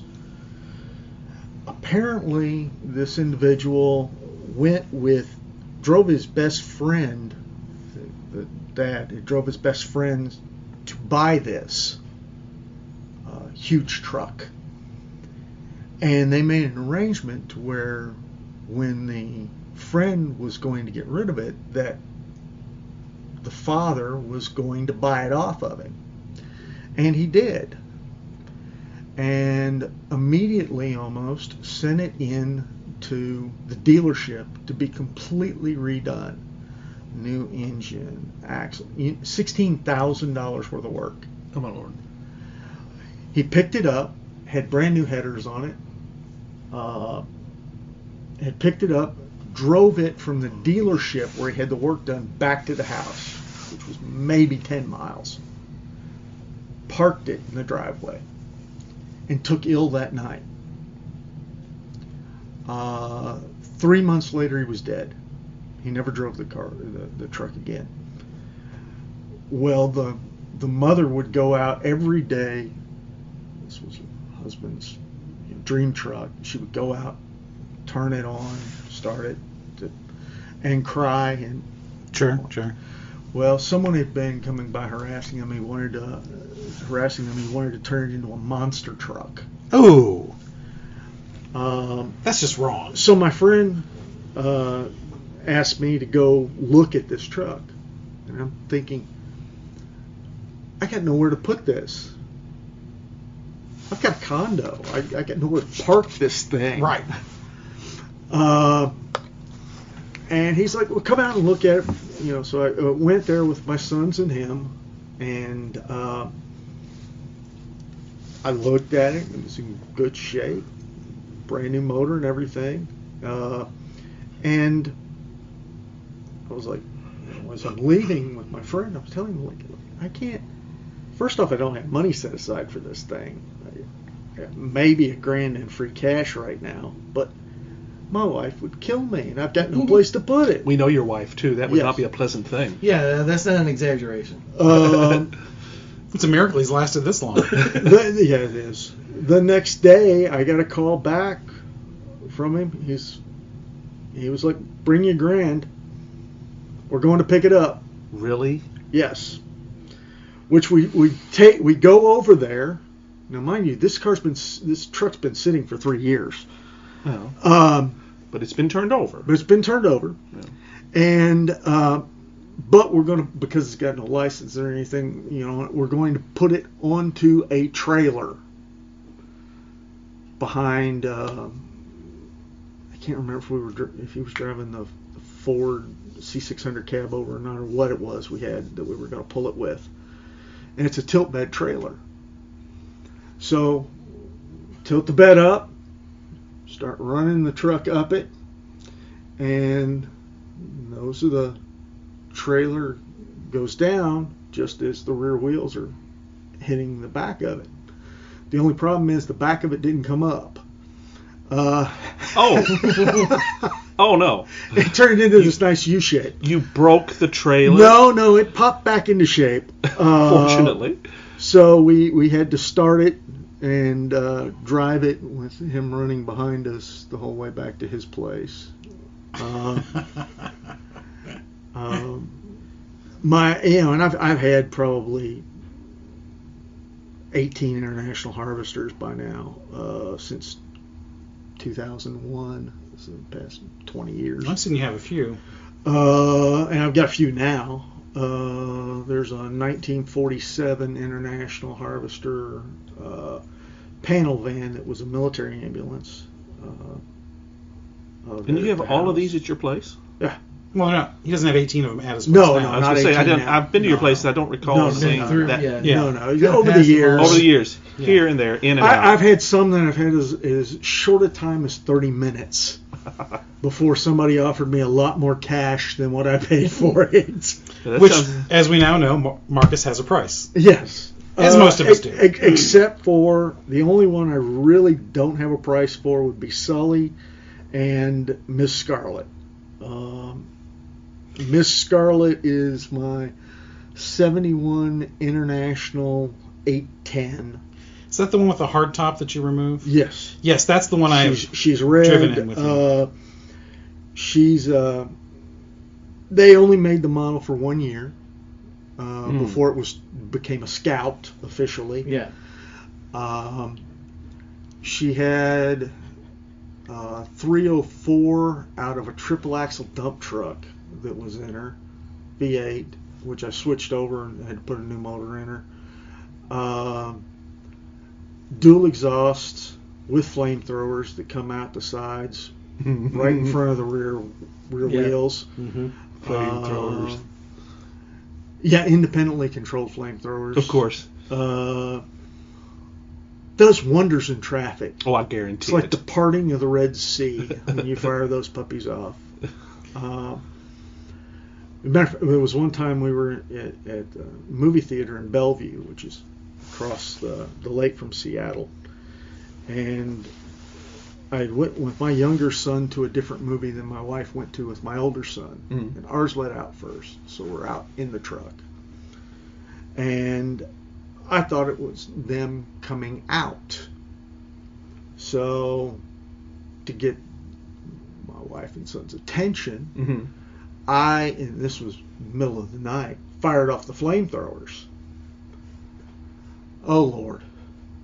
This one poor East End woman, which is not much different than the East End here, was in hysterics. Waving her arms in the air, running across the parking lot to us. Shut it down, you're on fire. Of course, yes. She comes all the way up to the door, and I've got the windows down at the time. You're on, you got to turn, it was on fire, the whole bottom of it. And I was like, excuse me? But of course Jonathan couldn't keep a straight face, so it didn't last long. We had another time where we pulled into a 7-Eleven and one of these irritating ricer drivers, no offense, Matt Martin, decided to pull in next to me and be an arrogant jerk. The tool bag. Yes. Which, when he backed out, I fired off the flamethrowers on that side, all the way down the side of his car. Oh. He was livid. Well, that's understandable now. Come on. Yeah. Does great, and kids love it in parades. Oh, I'm sure. Yeah. When back in our day, when young kids would draw vehicles, cars, trucks, or what have you, they always were shooting flames out of the exhaust. Oh, yeah. Absolutely. And mine do. Yeah. For real. Yeah. So, It's like the Munsters car. yeah. But it's, I mean, the internationals, they're so interesting. I mean, it's an interesting. You can find it in the parking lot. Yeah. Well, that's true. It's it's rare. It's one of those cars. It's like. If you need to draw attention, just hit the flamethrower button. Yeah. Now, there used to be a International Harvester shop or something here. There's a in plant. Well, yeah, Plant. many of them were made It here. was a In fact, foundry. it was quite the hue and cry when it closed. I think it was in the early 80s. Yeah. It was, it but was- they didn't make the vehicles here. No, it was. They made tractors, I think. No, it was a foundry. It was a foundry. Yeah, And so they were made parts. parts and yeah, such. exactly. They made parts It here. was because it employed a lot of people. It was one of the major employers up to that point. Of course, the world was changing, and you still hear some of the old. Mismanagement. Well, that's right, yeah. And you'll still hear some of the old folks that used to work there complain that the world hasn't been the same since International Harvester closed. That's But it's one of those vehicles that it's like the old original Willis Jeep. Yeah. The original old Ford Bronco, that first group of those 4x4s that came out. Well, I wouldn't include a Bronco as a real vehicle. But Okay, fair enough. But He's a bigot. yeah, you're right though. The Harvester was different from those vehicles. Harvester was the first of the SUVs. Yeah. Yeah, kind of the first of the like a bigger one than Yeah. just the Willis. Then the Jeep. Yes. So that's why I find them really super fascinating because I follow a lot of car stuff, car auctions. Oh yeah.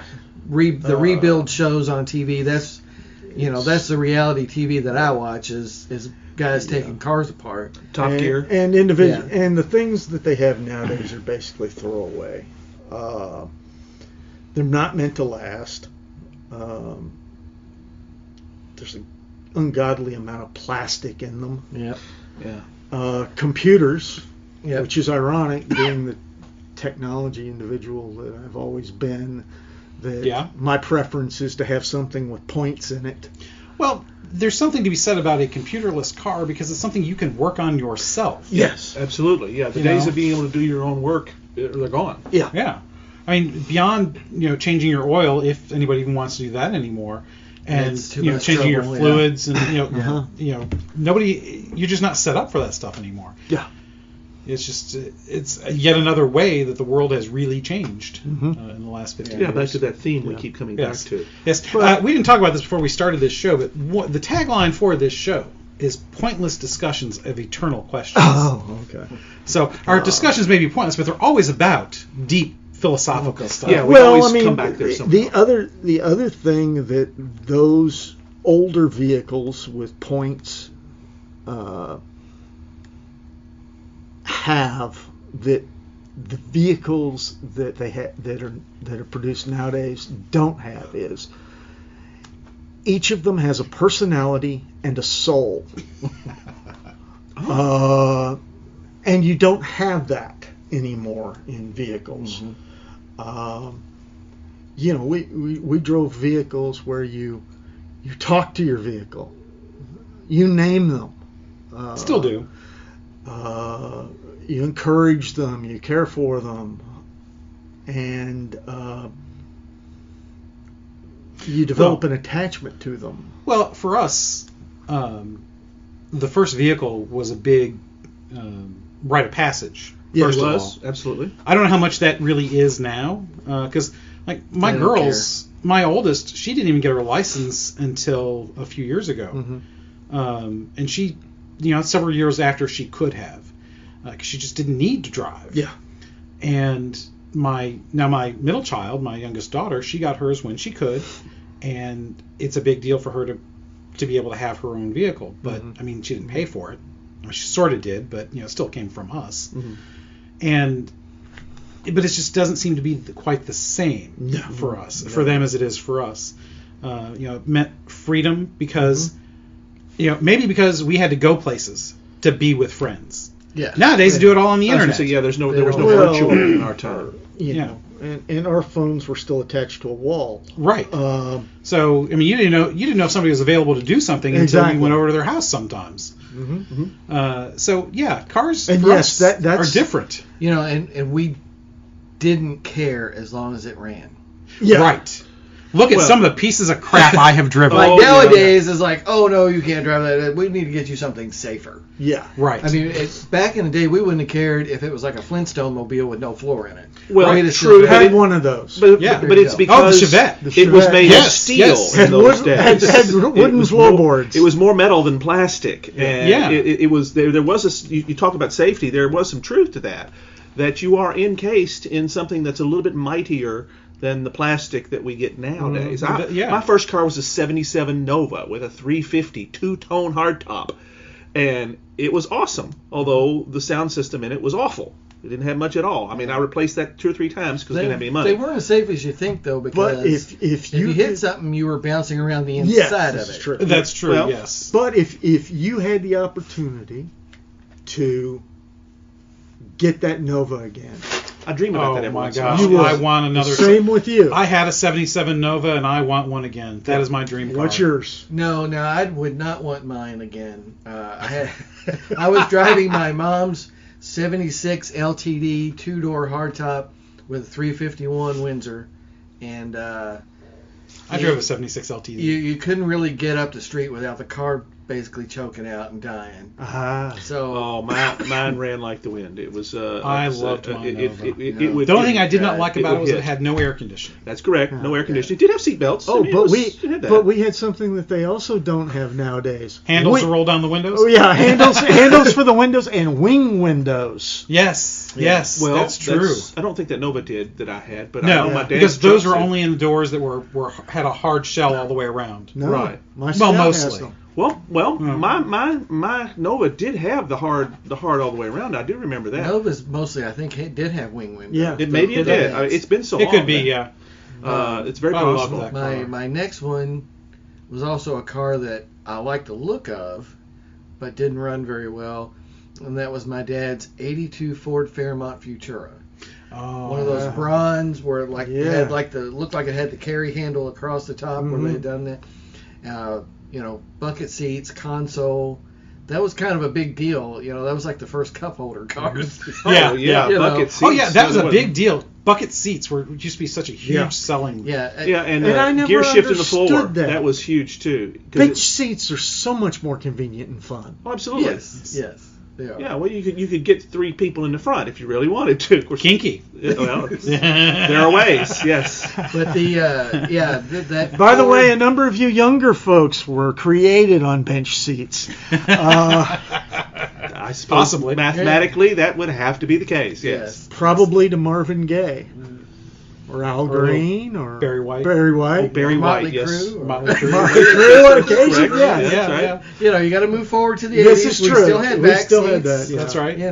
There's a lot of 2-door. I mean, that's something that doesn't exist really. I was going to say 2-door cars. Yeah, other than some sports cars, 2 doors. It's impossible to find except on trucks. Even a lot of trucks nowadays are 4 doors. Nobody's trucks is a 2-door. Yes, you all will never know they will never know the wonders of crawling over seats to get in.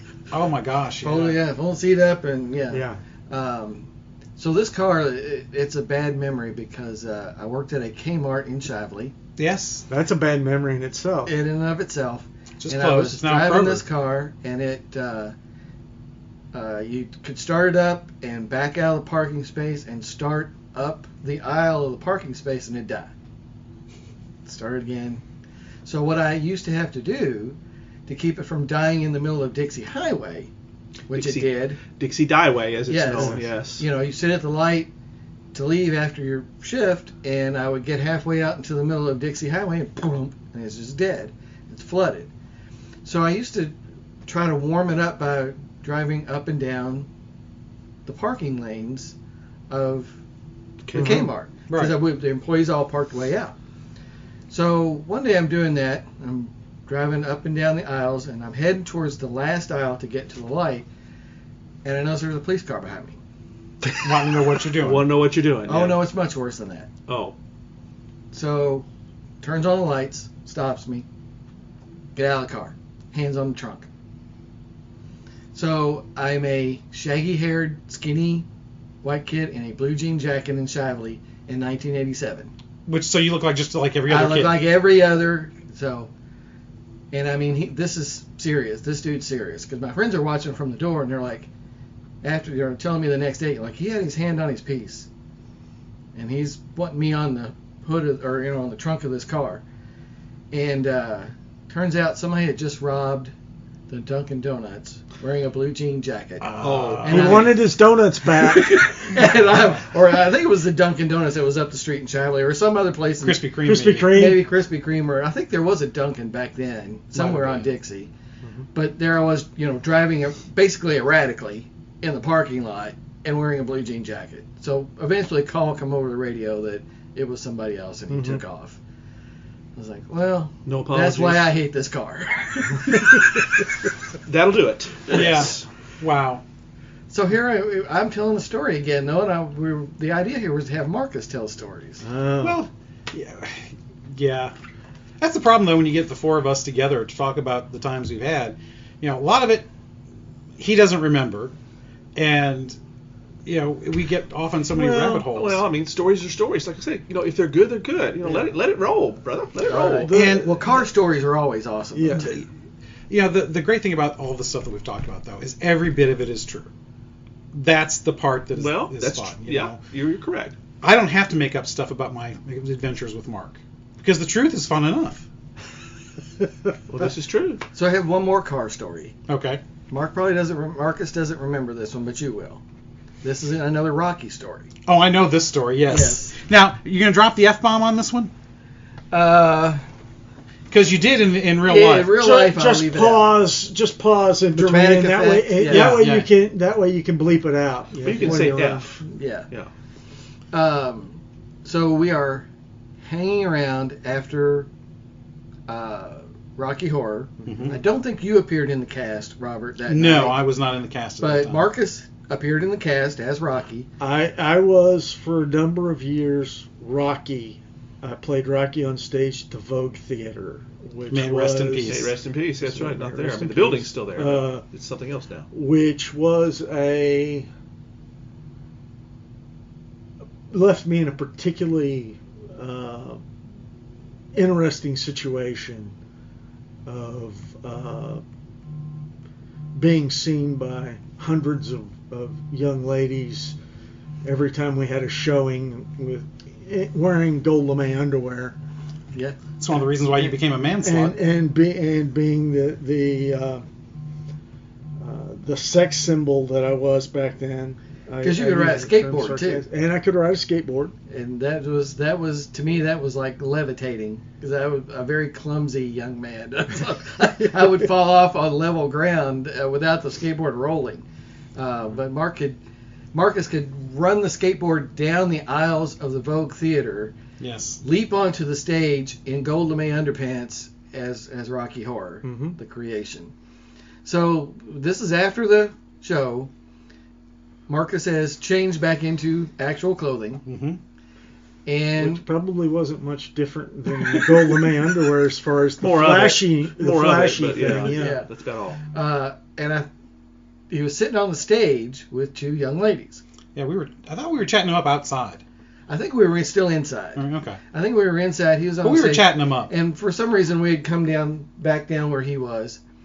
And I had just bought a 1988 Pontiac Grand Am. That was a sweet car. Speaking of two-door cars. Oh, that's right. It was a two-door car, wasn't it? I'd forgotten that. And he's chatting up to two ladies and asked them if they wanted to go for a ride in my car. Yes. Yeah, we got a Grand Am. He says, we got the Pontiac. And I'm like, who's we, mother? Because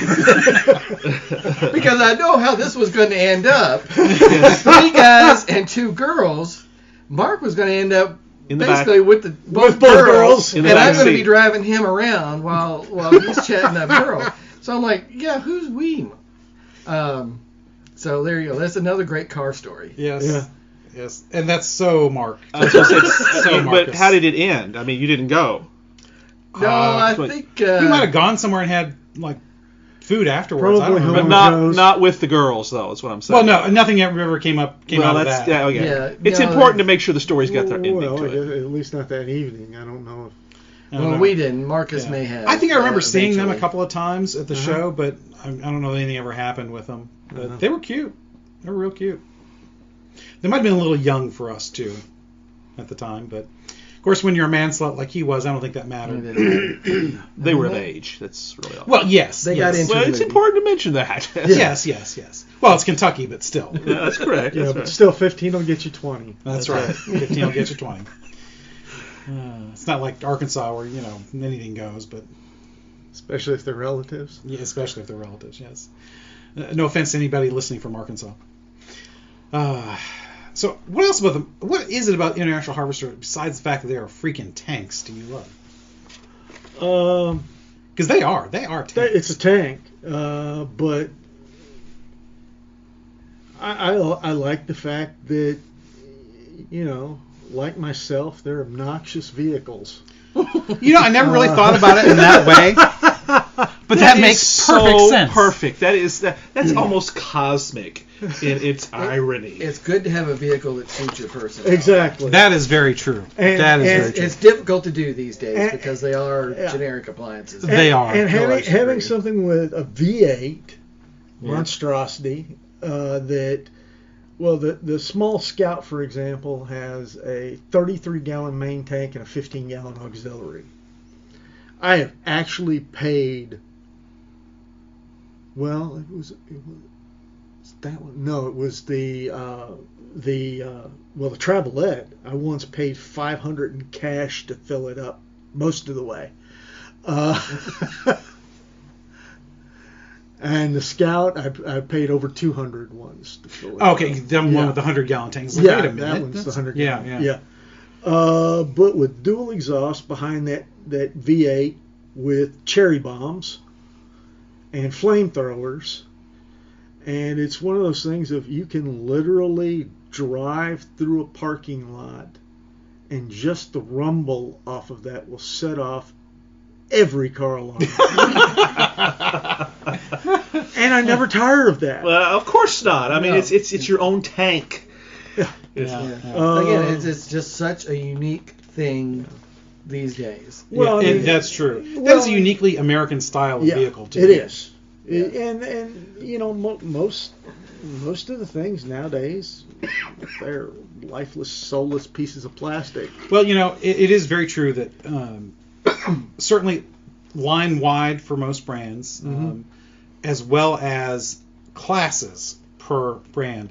Like the other day, I was driving down the road and I look over, and at first I thought it was a Prius, but it wasn't. It was but it's got that same damn thing. back end. It looked like a freaking Prius. Everything Yeah. looks alike. Yeah. But Yeah, see it's now, really- but when we were growing up, the back end of a car, it was one of those things where you could, occasionally you would walk up behind a car and say, "My God, what an ass!" It has the stance. It's got big meats under it. There's nothing like a Cuda with a stance, or even a, God forbid, Mustang. But it's that they look so.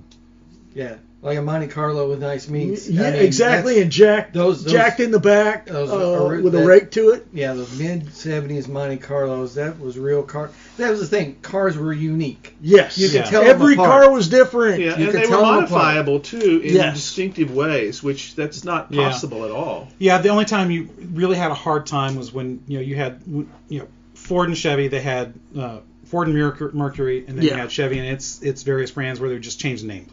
Yeah, the branding or badge engineering was.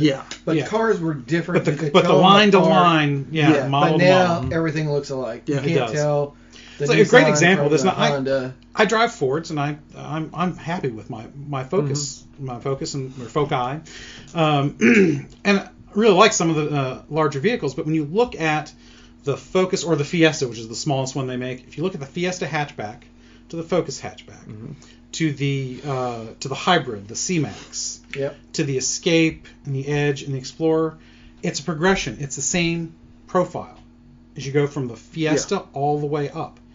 And that's all they're making now, other than the Mustang, and I think they're making the Focus or the Fiesta out of the United States now. And those are the only sedans they're making from this point forward, at least for a while. So, but you look at it, and so even the line is the same. They're scaling the look. And it's very successful for them, but it's right. It is a lot of. It's become more science than art. Well, no, I think it's just they've hit upon a design that works right now, and they're just using it everywhere. It's appealing, but I also think that the with the homogenization of car styling, I'm sincerely believe that is the reason why we have car remotes now. So that you can actually find the vehicle in a parking lot. Yeah, you make the horn go off. Unless you've got some asshole like me sitting in the parking lot that when you press the button and another horn goes off, mine goes off at the same time. But I'm also the same person since I'm now disabled and what have you. But even before that, would go to the malls over the holidays just to find a good parking spot and sit there with my reverse lights on. Now, talk about sins worthy of damnation. That's one of our shows tough. we did. Yeah. That's tough. Yeah. That's one of our coming up shows. And mine are all going to be about cars and traffic and stuff. Yeah. Oh my goodness. What about you, Francis? You've not had any particular ones you've brought up or things you wanted to discuss? Well, no, I mean, I drive a Mini Countryman these days. Well, no, I meant not just cars, but I mean just in general. But Well, he did have the furniture in the dorm room. Absolutely, that was correct. Yeah, that's right. So yeah, it was. Those were great days. Those were fun days that we had. And nowadays we would be prosecuted for them. Perhaps. Well, you can't get the water guns we used looked like real guns. Yeah, they did. Yeah, we had the last generation of real you can't get them anymore. They're all crazy colored with the orange tips. These looked like the real things, and we had several of them, battery powered, mind you, that we would chase each other through the dorms with. I mean, those were you can't make that stuff up. I mean, I can't do it anymore either. I remember taking the 45 that I had, and I took a permanent marker and blackened the plastic grips that looked like a wood grip.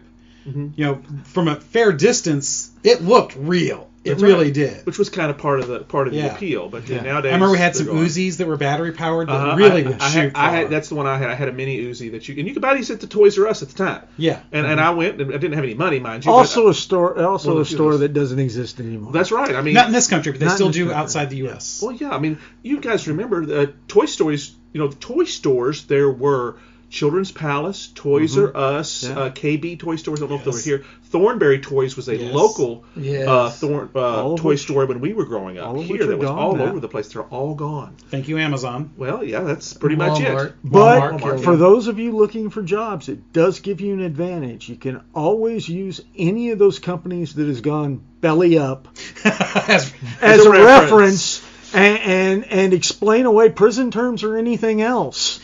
Good point. By saying you were management. Good point. There's no way for anybody to check it. No checking. Good point. Hadn't thought about that. See, we're all about public service here. Yes. So creative here. Yes. That's right. Creativity. It's all about plausible deniability. Oh, absolutely. Plausible Helping deniability. the youth of today. Yes. There you go. Snakes and Otters as a service program. Yeah. It's a PSA. Yeah. Well, certainly I don't tell my kids the stories of some of the stuff we've done together because I can't. Because I wouldn't want them to try some of those things. And other things, I don't want them to associate that with their father. But they'd run screaming. Well, Well, in fairness, too, guys, we were actually pretty tame. We were. We were. I mean, We were. Well, I'm talking about the three of us. Oh, not you. yeah. Well, we were not. We were not. I was less tame. Yeah. We were not promiscuous. Not to say that we wouldn't have been, perhaps. Not for lack of trying. Except for you, maybe, sir. But No, not I'm nearly- referring to him. I was not that promiscuous. No, we were certainly not alcoholics, nor No. drugs, or any of those things like that. We were just rambunctious, perhaps, but in a nerdy sort of way. Yeah, in a we were nerdy very sort of way, intellectually and we rambunctious. got in about as much trouble as nerds can really get into. Well, that's correct. Yeah, Which, I mean, it's not Which like can we be were a lot. Well, we're certainly more intelligent about it. yeah. But I mean, things like I would never encourage. Well, although sometimes I think I should encourage my son to do this because he just doesn't do anything.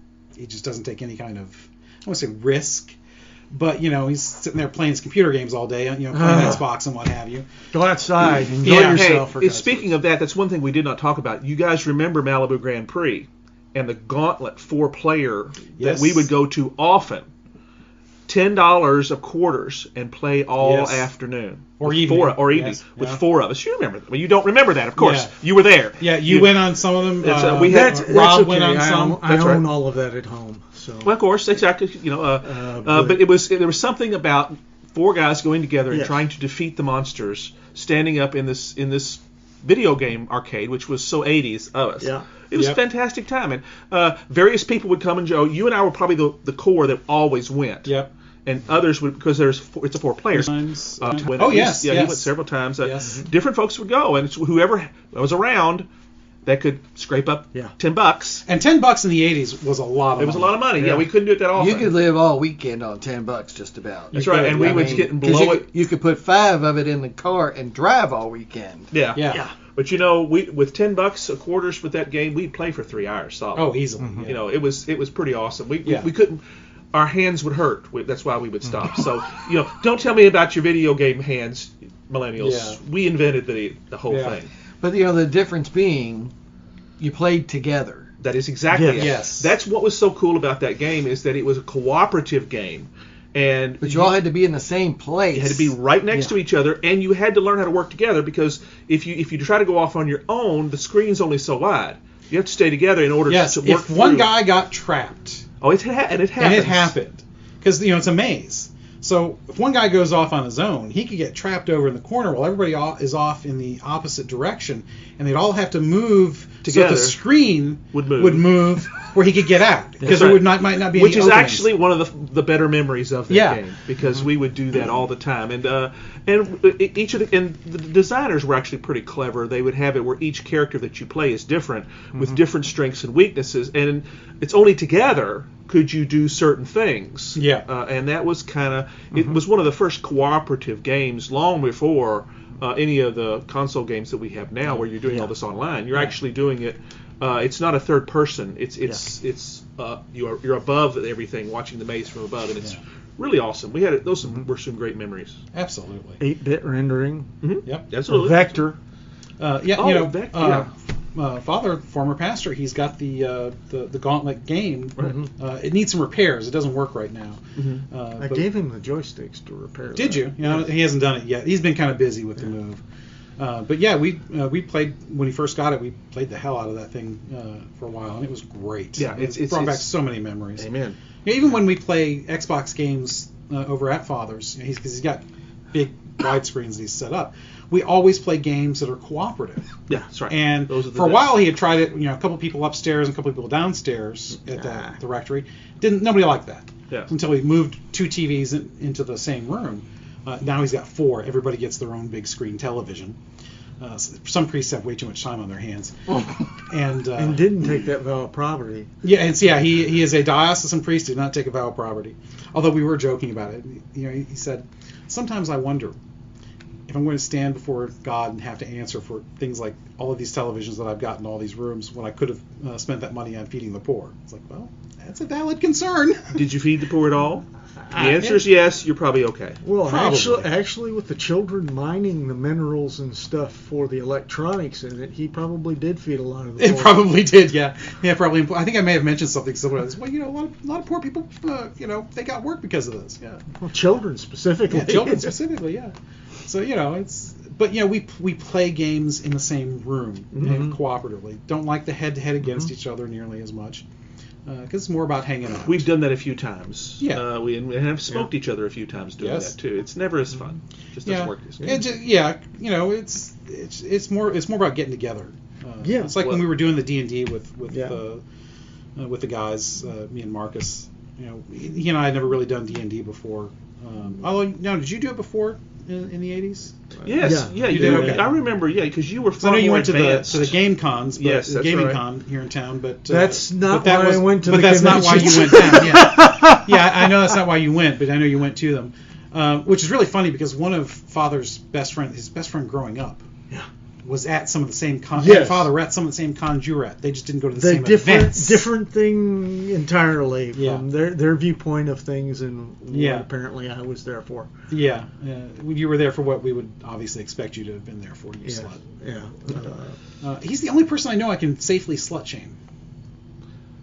Oh, well, I guess it is what it is, right? Well, I mean, shame is... Well, that's like the idea of friends doing things and close proximity and what have you. Yeah. That went to whole nother levels on occasion too. That's true. That did. Yes. Yes. Yes. The great thing about friends, as we have often discovered, is that we all know where all the bodies are. Yeah. So, we know where the bodies are, and that can be a good thing. It can be a bad thing. It's mutually assured destruction. Yes. Is the sort of the way that goes. Yes. So and we always have the San Antonio Inn in our. Yes. Even though now it's a women's shelter. Ironic. It is, yes, that's right. Ironic, that went away a long time ago, actually. Yes, Bernie wanted to have a room down at San Antonio and a permanent table at the Pussycat Lounge. Oh, yeah, that was our economics professor. That's correct. Yes. I think, did all of us have him? Yes. Probably. I don't know. I don't know that you would have been there long I know the enough, rest of us did. You might have. I actually served his funeral not that long ago. I guess it's more than a few years ago. It's been a few, but he was a great professor. He was the guy who he did it partially to piss off the girls in the class, but he did it to make them think. He was trying to make a point. He'd draw a box on the blackboard with chalk. It wasn't a whiteboard like it is nowadays. And they draw another box and draw this little line like a path between them. Label one bedroom and one kitchen. And he'd turn to the girls and he'd say to the girls in the class, "Now, ladies, if you can master either one of these rooms in life, you will be a success." Which would, of course, outrage them.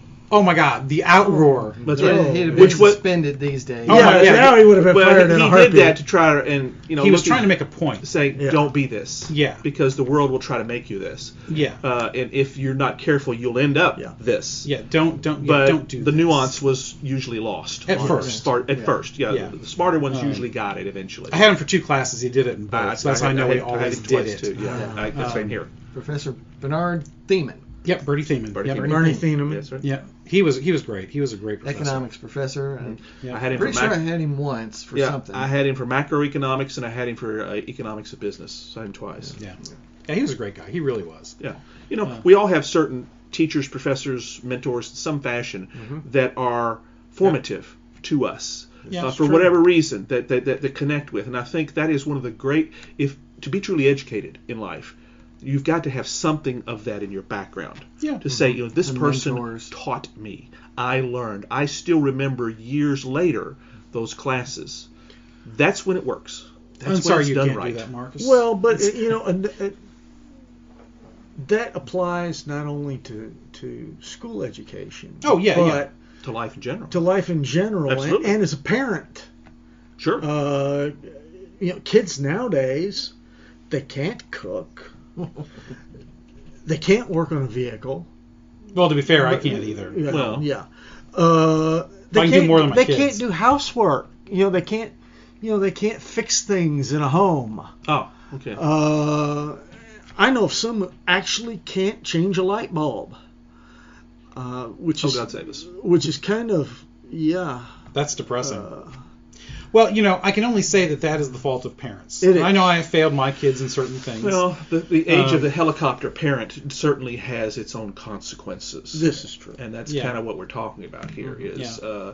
Perhaps the prosperity that we've all enjoyed in our current generation does us no favors when teaching certain skills to our children. It's true. Something that our grandparents who grew up in the Depression had to master and had to pass on. You had to be able to do things for yourself. Correct. Yeah. Well, yeah, because we were far less connected globally, and I see, and this current coronavirus gives us that example that localizing things, we don't know how to do that anymore. No. If we're out of toilet paper, we panic.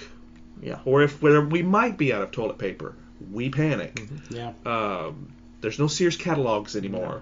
Although I do think the tax code could certainly be used in an emergency if you're needing some, like they did in that movie, The Day After Tomorrow. Yes. Yeah, you remember that? Yeah. And by the way, the Sears catalog, for those of you who don't know, was our version of pornography before the internet.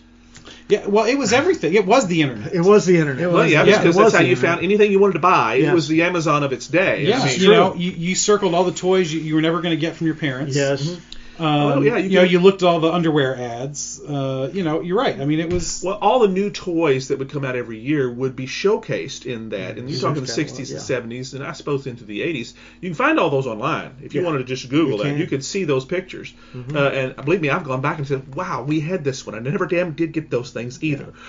And underwear was a lot different for women back then.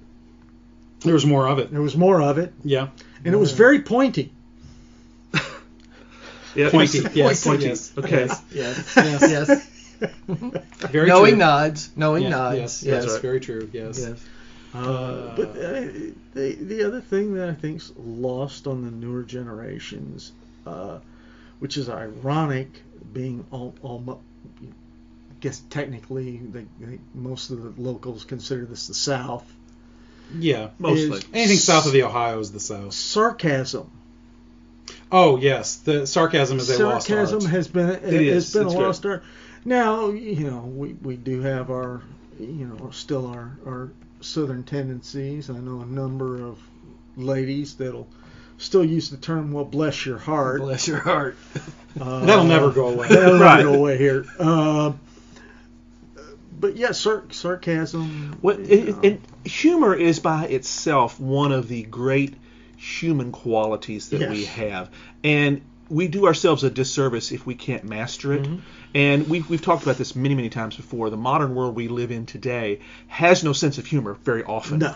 Well, and if it does, it's very basic. Yeah. And things like the subtlety and nuance of sarcasm is so often lost. That's part of the problem, is that outside of certain situational kinds of humor, which is mainly humor of the absurd, right? Mm-hmm. Almost all other humor involves something bad happening to somebody. Yeah. Pratfalls, whatever. That are stereotypes. And, usually in there, that's part of absurd as well as exactly. As You're right. pratfall. It would be, yes. It's part of both, really. Yeah. And I understand, yes, we recognize far more today that some of those stereotypes are horrible to even absolutely. Yeah. I'm not by any means suggesting that we should go back to those. I'm thinking we haven't replaced them with anything. Well, because we are so, as a society, not necessarily those of us here, but as a society, we are so eager to not offend. Hypersensitive. Mm-hmm. We are unable to see humor in what is truly innocent. Mm-hmm. And that's the thing. Nothing is innocent anymore. Well, everything has has a separate meaning that you don't intend. It's like most of the like sexual harassment or other things that in the workplace you can get in trouble over. For being insensitive to whatever. It all rests on the person being offended.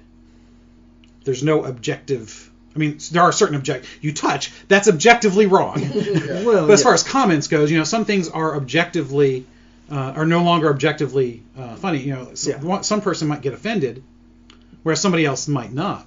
If they're around, if they hear the same thing, and that's a problem. Yeah. And I think that's one of the things that maybe that's why people use the internet so much, because there's less danger of being personally offended. There was a discussion, and you can get angry about it safely. There was a discussion that I participated in on one of the various groups on Facebook, and it was a completely non-serious thing of how many blank does it take to change a light bulb. Oh. Well, it got to about 60, 70, 80 posts with just no sense of humor whatsoever. And my response, well, I can tell you it takes more than 6 dead hookers because my basement's still dark. See, there you go. That's the way to turn it on And some people came unglued, and then people went after the people that were unglued, and then it went back and forth. And, next thing you know, everything's derailed. Yeah. Well, I've said this many times. We only want the Colosseum anymore. We only want the blood. Yes. Yeah. And that's very, very true. I mean, it's until someone is bleeding, metaphorically speaking, usually. Mm-hmm. But not always. We're not satisfied.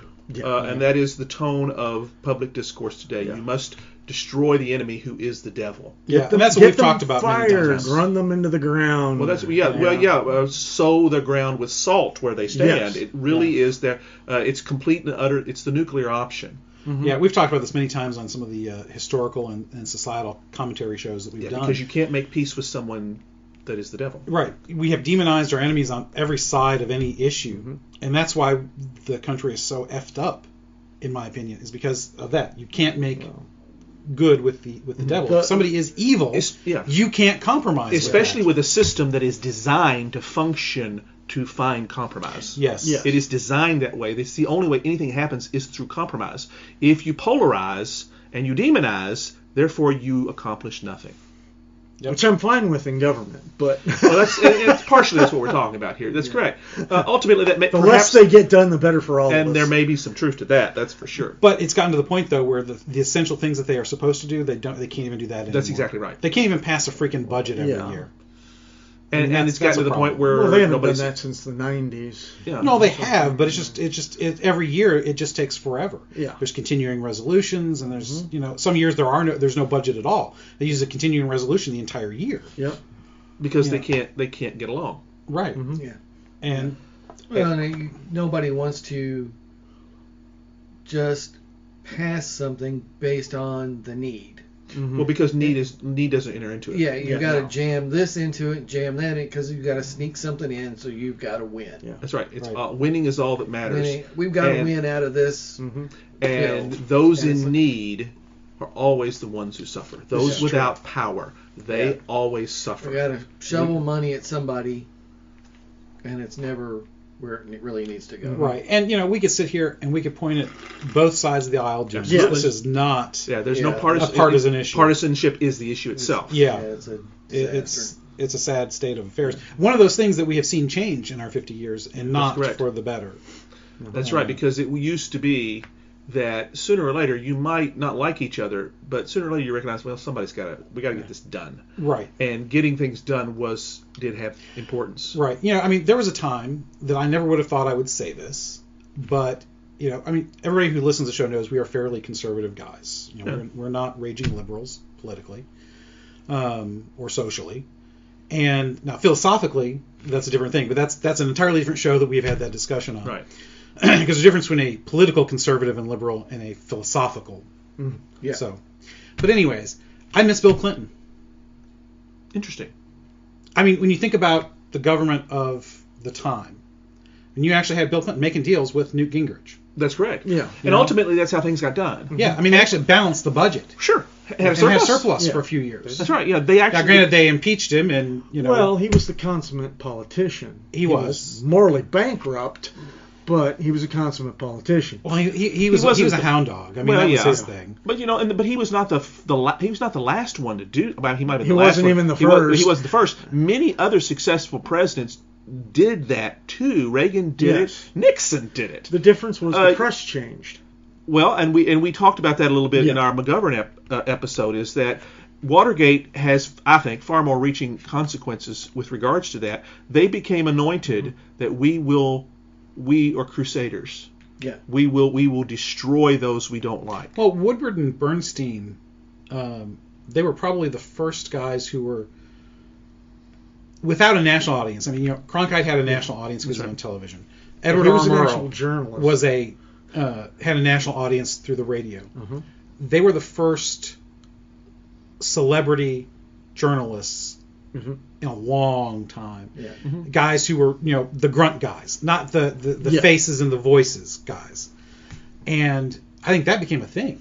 It is. All the President's Men made them superstars, Right. Partially, and that was just one of the many consequences that came from that. Yeah, and so now And, they all want to make a name. Well, they toppled a king. They did. They toppled a king. And everybody's been searching to do that again ever since. Yeah, that's very And true. I think that's part of the problem. Well, the bigger the fish they take down, the more Empowered. outfit that the more out there they are, the more empowered they are. You're right. Yeah, well, and more books they'll sell. Yes. I mean, it's a money thing too. Well, yeah, because those are usually flash in the pan books, but every journalist writes a book sooner or later, and it hits for a short period of time. I'll sell 100,000 books once. That's correct. That's what it happens. Yeah. They have to have a shrewd publisher, an agent, that know Gotta when hit to the hit timing it, right. and you've got to hit the marketing right, and it boom, boom, boom. If it lasts long enough, you might even get a few books out of it.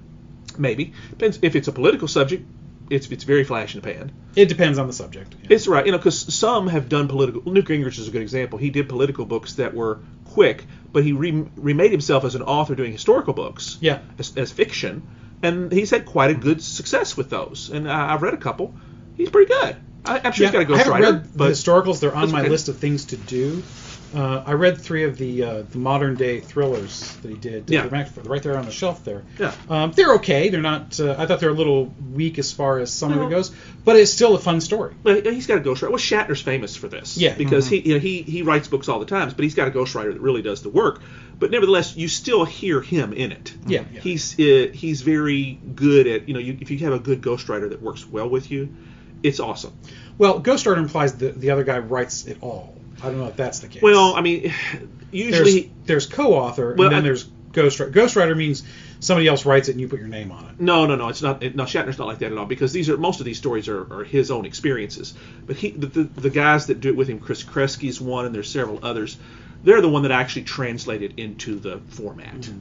Well, I mean, for Gingrich, I don't think he's. No, he doesn't have that. He's I don't true believe. co-author. Yeah, he's true co-author. He's got a professional writer that works with him to make sure all the nuts and bolts are right, that you've got the story set up correctly, that it flows exactly right. That you're not going to get sued.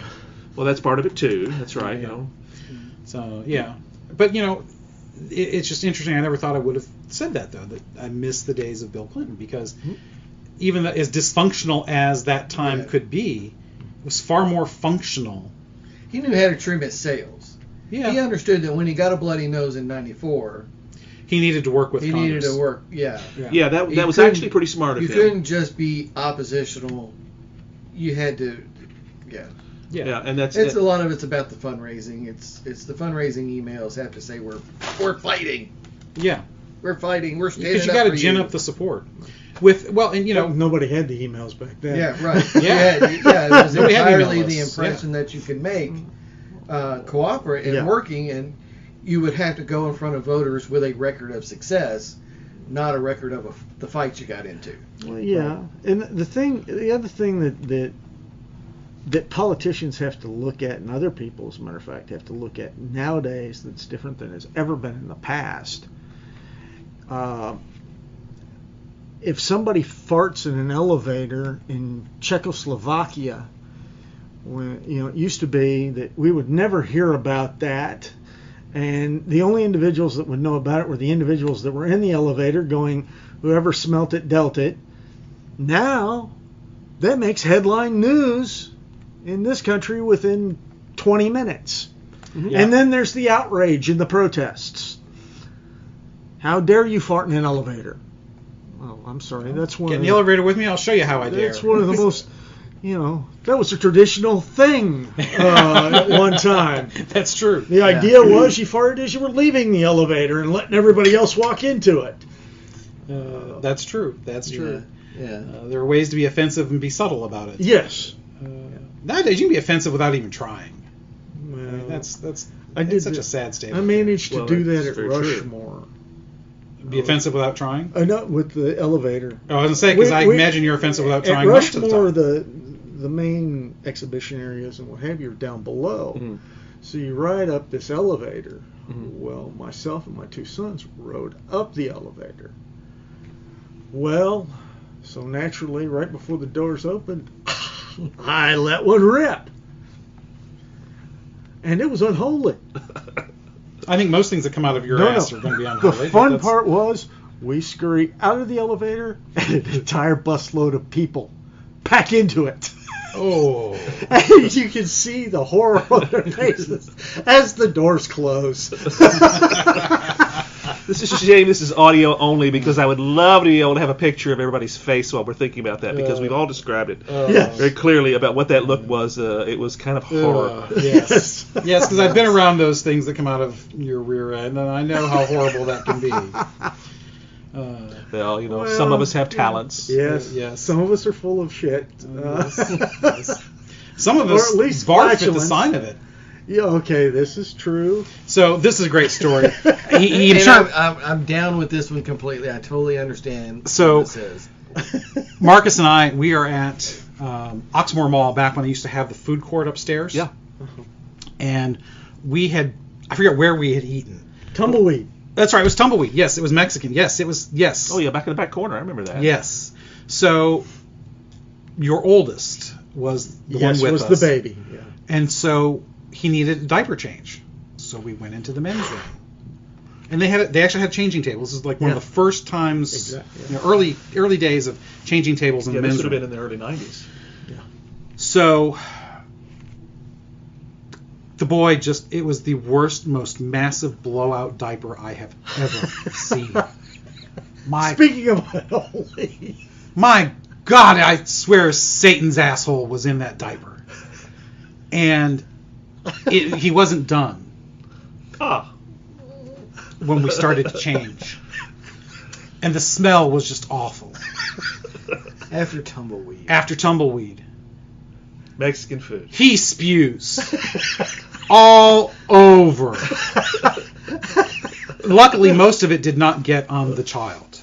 It was on the floor. So we've got puke from Tumbleweed. We've got baby shit out of Satan's asshole all over the. I mean, somebody walked in and turned around and walked the other out. I Didn't want no part of wanted this. no part of this. I'll hold it. Thank you very much. And so we're both trying to hold our breath and not breathe through our nose, but you don't want to breathe through your mouth because then you get the taste in your mouth. And it all stick in the back of your Yeah. throat. Yeah. And so, and Marcus is just, you know, and somehow, after about 10 minutes of this, we managed to get enough of the child wiped up and, you know, massive amounts of paper towel from the dispenser. Luckily, this is in the days before hand dryers. Oh, yeah, that would have been pretty wicked. Yeah. That would have been awful.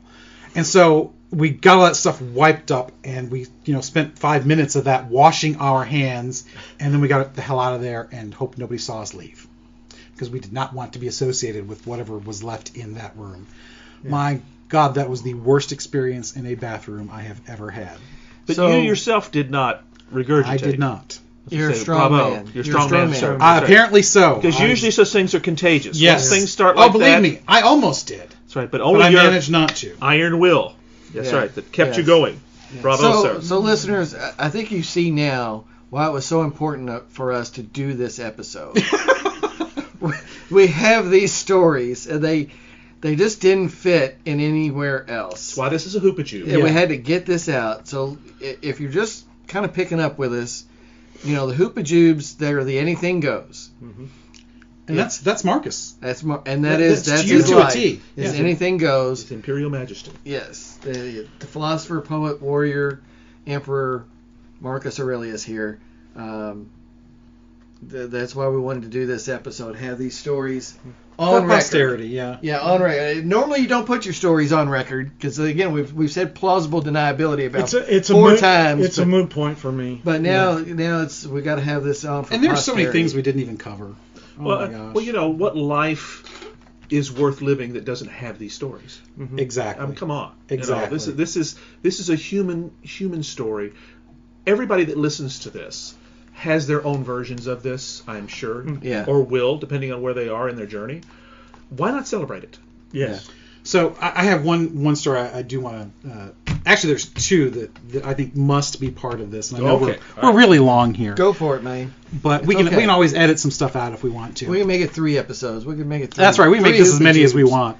So part 1, part 2, part 3, however we want to do it. So these are back when we were in college, and this is when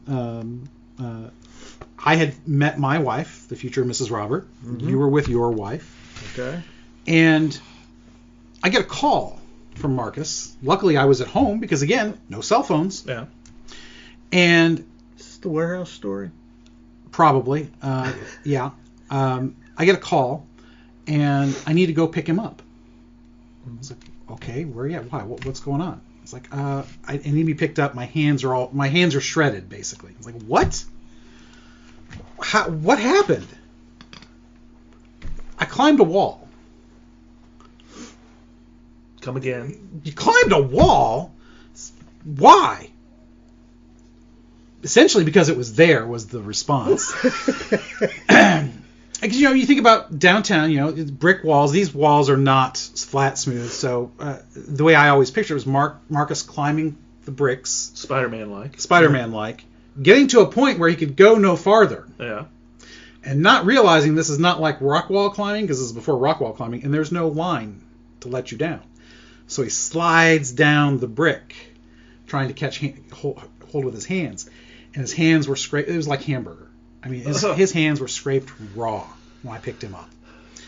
So get him back to my aunt's place, and his wife, or his future wife, and my future wife were there. They're holding his hands under the water to rinse them off, and we were pouring. I think we had hydrogen peroxide. It's the only thing we had. Oh, Because we had to pour something because he wasn't going to go anywhere to. I mean, there wasn't bad enough to need stitches, but it had to be cleaned, right? Yeah, disinfected. Yeah. yeah. So Raw nerves. yeah. Oh my gosh. Oh, it took all 3 of us to get the hands under the water and to rinse and to pour the peroxide on. Children, don't try this at home. Yeah, don't try this at home. Yeah, that was one of my favorite stories. Why did you climb the wall? Because it was there. It was the response. So, Somehow he thought he was Peter Parker, I guess. yeah, well, that's the kind of thing, though, that he did. Now, the other one, this is my favorite. This is the quintessential Marcus Aurelius story, in my opinion, because this has so many elements of it, of his personality, aside from being the man-slut part. Mm-hmm. So, it's his birthday. And I forget what we were going to do. We were going to go out. We were going to go somewhere. And Was it a strip joint? no, I don't think so. Oh, okay. I don't think we did that until after college.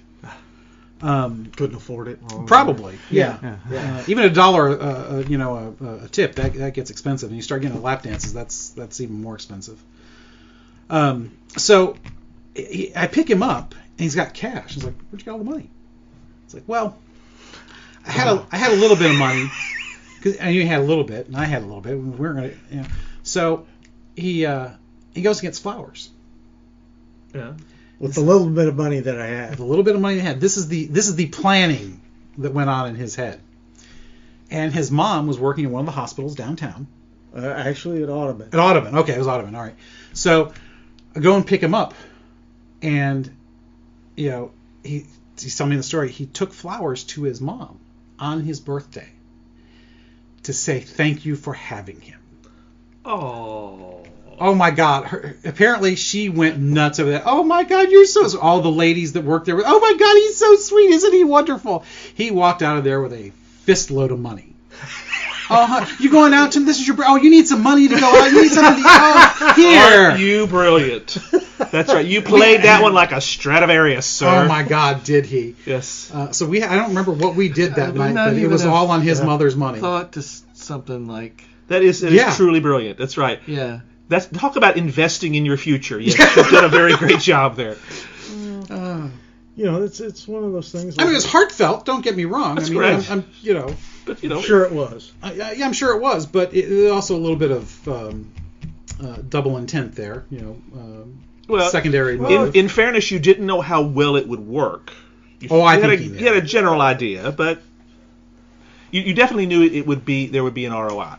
Let's just say that. That's Yeah. true. Yeah. Yes. Yes. But it's, he didn't make the rules. That's right. Society makes the rules. And God just- knows I am one to look for the loopholes. The loopholes in the rules, exactly. That's right. That's right. Exactly. So that's the whole point. Very, very few people can find the loopholes as well as I can. Apparently. Yes. I would Yet agree. another reason you are the Renaissance man you are. So Yes. So Well. I think we've probably tortured our listeners long enough here, but I hope they've enjoyed this. I've certainly enjoyed Yes. this. I want to leave them with one thing. Yes, please. For those of you who work, offices or what have you, where they have stalls in the bathrooms, would you do me a favor after I'm gone and take and post a piece of paper up on one of the stalls that says, "Don't flush. Gone to look for tape measurer, possible world record." Put it on the outside of the And door. put it on the outside of the door and just leave it there. Nice. I like that. I think so. Possible world record, yes. Nice. Nice one, Centauri. Liked it. liked it. Full of Yes. shit. Yeah, well, that's true. Less so after that, I'm sure. Yes. So, Let me just add that we've talked a little bit about the friendship aspect of this show Mhm. a lot. we do, yeah. Yes. We talked about that, and we've even a couple of times called it a brotherhood. Yes. Marcus, welcome to the Brotherhood of Snakes Amen. and Otters. Amen. Thank Yes. you. It's been This for the general listener who's used to our philosophical discussions. This was just one of those episodes that made us happy. Yes. Yes. There was no point beyond this episode other than to have a good time. Yeah. Tell some stories. I mean, that's part of what we do whenever we get together. We have a good time with these. But you're right. One of the reasons we started doing this was so that we had an excuse to get together at least once a month. yeah. Our conversations are something we've always said. Man, we should be recording this. So now we do. And now we do. It's a little structured. And but it's that's nice to kinda fun, too. have you be part of it. I really would be nice if you had been able to remember more of these, because I'm sure you have forgotten some great stuff that I don't remember. Apparently. Apparently, yes. This is also why when I'm introduced to women who say that they know me, I have to apologize. Well, that's probably a good thing to begin with. Yeah. That's the man slut thing again, Let me yes. start off by saying I'm sorry. Yes, exactly. Yeah. Yeah. Whatever I did, I'm sorry, but It was well intentioned. No, No, maybe not. necessarily. Okay. No, Not it was necessarily. possibly self. It would have been totally narcissistic. Okay, well, that's all right. I'm Yeah. trying to give you an honorable out there. But that self-awareness is important. Yes. That's right. So there you go. Marcus has the distinction of being the first in our group to get married. Yes, because your wife was pregnant At your wedding. At my wedding. Yeah. I mean, abominably pregnant. It was only Yes. a very short period of time after that. About 6 weeks. Because you can see in the video how miserable she is. Yeah. He's the first one to have a child. Yes. You now have a grandchild. Yes. Yes. There's something Which none of the is- rest of us have. Yeah, it's just amazing to me that one of my peers is, that I see all the time. Some of my high school people I went to school with, some of them also have grandkids, but Yeah. you're the only one that I hang out with that has a grandchild, which still kind of amazes me because I don't think I'm that old, but I am. Yeah, we've had Well, nobody planned on my relationship lasting, not even my wife. Well, none of us thought We thought she would have killed you long Yeah. before now. or at times. divorced you, left you somewhere. I don't know, but the fact penniless that in a ditch. you're penniless in a ditch, yeah. Wouldn't be the first time. So, but yeah, it's amazing to us just because. Yeah, you're a goof, but You're our goof. You're our goof. You're kind of like my brother in the sense that you're a well-meaning goof. Now, you've never spent any time as a guest of the state of Michigan. Yeah, unlike your brother, I'm You haven't been in jail. Been in jail. Although he does still call you the lighter thief Oh, because you walked off with one of his lighters one time. It was a very nice one, apparently. Had to make sure you got it back. But, inform him that TSA took one of mine. oh, really? It was a lot nicer than his, I'm sure. But anyways, it's been great recording this for posterity. Indeed. Thank you. Maybe Like I said, I have no other stories other than stories with Marcus. That's how dumb I. all my best stories involve. I would tend to agree. Yeah, That's really. correct. Because I mean, Well, the only other one that is really good is the borrowing the road blinkers. You know, our Michigan friend and I, we did that one night in Michigan, and it was a great night. We got a bunch of them. He almost got the crap beaten out of him. Oh wow! Well, because it was corollary. One night we took them, and another night we used them and we blocked off a road. And so guys out of the car and started chasing him. We had split and we're running. I got to the car. He's not there.